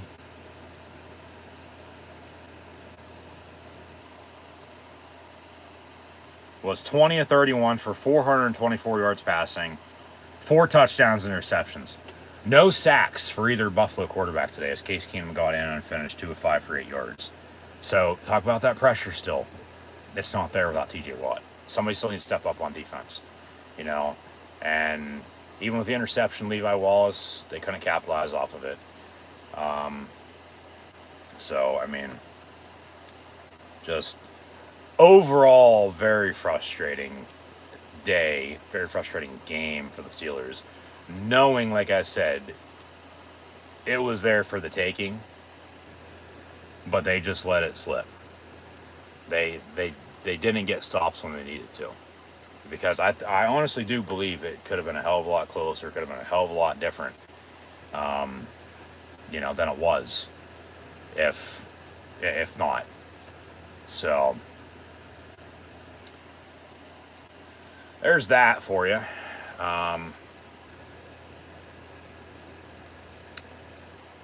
But, yeah.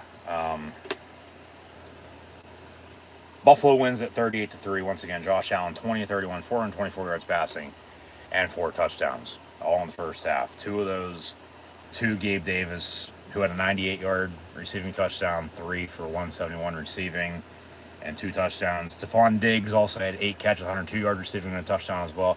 So once again, they can't stop the run, and they give up not 1, but close to, and then 2 for sure today, 100-yard receivers. So the problem is, in general, everybody. But right now defense, even though it was offense, it's flip-flopping. They got to find identity. They got to find some momentum, find some rhythm, and just go with it. Okay? Got to find a running game, and we got to make stops on defense and rely on special teams. Because Kenny Pickett, if he continues to play like the way he played today, they'll be perfectly fine. Because you know damn well they're sticking up for him, and he ain't putting up with jack fucking shit either. Okay, he's going to put you in your fucking place. So, Josh Allen, 20-31, 424 yards passing, 4 touchdowns, interception. Case Keenum was 2 of 5, 8 yards. And then Allen and Singletary finished identical, 5 carries, 42 yards rushing apiece. So, Josh Allen was still tied as their leading rusher today. James Cook had 4 carries, 31 yards, and a touchdown. Zach Moss carried for 7 yards. But, yeah, they couldn't stop Josh Allen. I said this at the start. If they can stop Josh Allen, okay.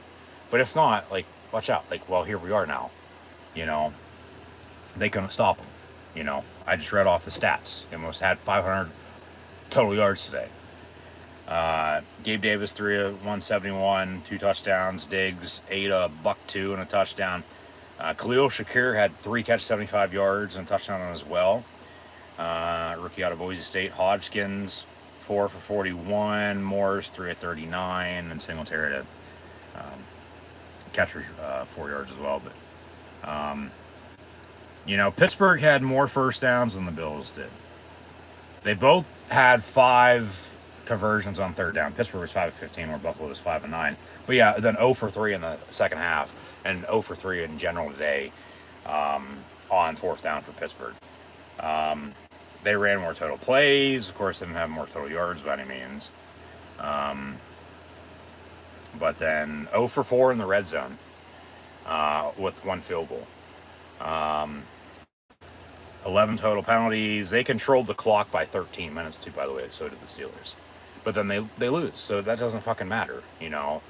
Stats don't lie, but stats don't mean jack shit when you're getting beat by this bad, okay?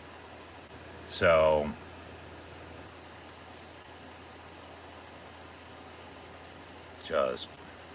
just pathetic.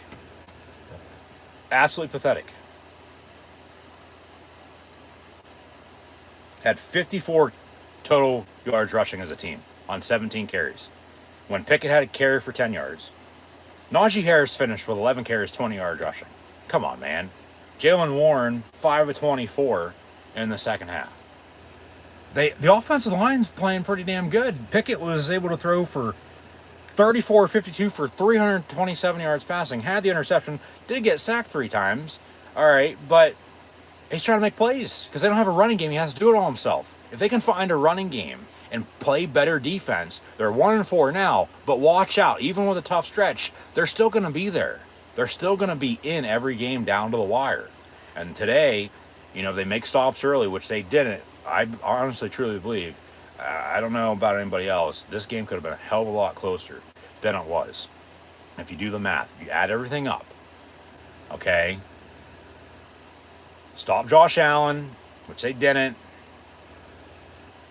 They stopped the run to an extent. Neither team really had a running game. Buffalo had a better running game, though, no doubt about it. You know, it's a lot closer than it is. It is. Because you're kicking it rather than going for it on 4th down in the second half. You're giving yourselves a better chance. Manageable situations. Not digressing, not putting yourself in a deeper hole that you can't get out of to begin with. So, like I said, 35-point loss, worse in officially 33 years, back to 1989. Honestly, could have been another 1-score game for Pittsburgh if they would have done some stuff early on, offensively and defensively, with getting stops. But they couldn't score. They had a field goal and then missed 2 field goals. So they could have had a max of 9 points, and they still lose by then, 29, 30 points. But just very frustrating. Very, very frustrating. Because it's there. It's right there. If only they can do this and do that and, you know, do this and do that again. They got a lot to figure out. They got a lot of mistakes to fix, but it's still there for the taking. Like I said, okay, they're 0-3 against the AFC East now, but they've only played 2 division games in the North. They're 1-1. They beat Cincinnati and lost to Cleveland. They don't play another division game until the Sunday before Thanksgiving when they host Cincinnati on Sunday night. And then they get into it later on in the year. Okay? But you still got to, you know, win some now. You want to stay middle of the pack, like I was saying. You don't want to lose your season early because then you're going to be out of it late. You can win your season early, but then you might struggle down the stretch. You might not, though. You might keep putting it on them, putting it to your opponent. But you want to be right there in the middle of the pack. They're on the bottom half of that, though. You know, they got to figure something out. And so I said, just do something. You know, figure something out. And then build off of that. You know, Pickett showed out today. Once again, was 34 of 52 for 327 yards passing. Had the interception, was sacked 3 times. No running game to help him out. But that's what I said, too. You know, I don't care who the hell the quarterback is. They don't have a running game. It ain't going to matter. Because they're still going to have to, you know, do everything themselves. If Trubisky was in there today, it could have been a hell of a lot worse on offense than what it was, you know. I don't know, though, because he didn't play. Pickett did, all right? First start, unfortunately, it's a loss, and the Steelers fall to 1-4. So it's going to get worse before it gets better. Plain and simple, that's for anything, you know, if you're struggling. But building blocks, put fucking Legos together before people, like, you got to have a base. Building a house, you got to have a base. You got to have a structure. You got to have that foundation. They got to find some momentum. They got to put it all together with the rhythm, momentum. Hopefully they can sync up. And once that spark flies, hopefully they got a big bonfire going come later on this year. But today, unfortunately, yeah, it's one game. You win some, you lose some. They got their ass kicked, plain and simple. Because defensively, they couldn't stop them. But offensively, even as good as they, look, Pickett did at least, no running game, they still couldn't score a damn touchdown. Had a field goal to show for it. So 38-3 your final score. Pickett was 34-52 for 327 yards passing. Had the interception, sacked 3 times. No running game. Jalen Warren had 5 carries, 24 yards rushing. Najee 11-20. Where the hell George Pickens go in the second half? Because I remember reading off this stat: 6 catches, 83 yards. I don't know when it was. Probably at halftime. Nothing after that. That's what he finished with. Deontay Johnson had 5 catches, 60 yards. Chase Claypool 5 of 50. All right, balance in the receiving game. He's getting the playmaker's ball in space, and that's probably your order now at receiver: Pickens, Johnson, and Claypool. 1, 2, 3 in that very order. Hopefully, Pat Freiermuth's going to be okay. They said he was out with concussion and concussion protocol, so have to keep an eye on that. He only had 2 catches today for 12 yards, unfortunately. But Zach Gentry did step up. He had 5 catches, 43 yards receiving. And then Jalen Warren out of the backfield, 439 in the screen game. Najee Harris, 3 of 16. Connor Hayward had back-to-back catches, 2 for 12 as well at tight end. So I think they'd be okay without Freiermuth for a game or two if he is going to be out with the concussion, even though they still need him, no doubt about it, because other than, at receiver, he's the biggest playmaker on offense that isn't a running back. But Najee really hasn't done jack shit, either to this point. And, Pickett has to get the ball to them. So he can only do so much. Like as I said at the start too, they're still putting too much pressure on themselves. They need to put the pressure on whoever they're playing, and they ain't going to get any easier. They got Tampa coming in next week. They got to go to Miami on a Sunday night, and then also to Philly before the bye week rolls around early November. But that's that.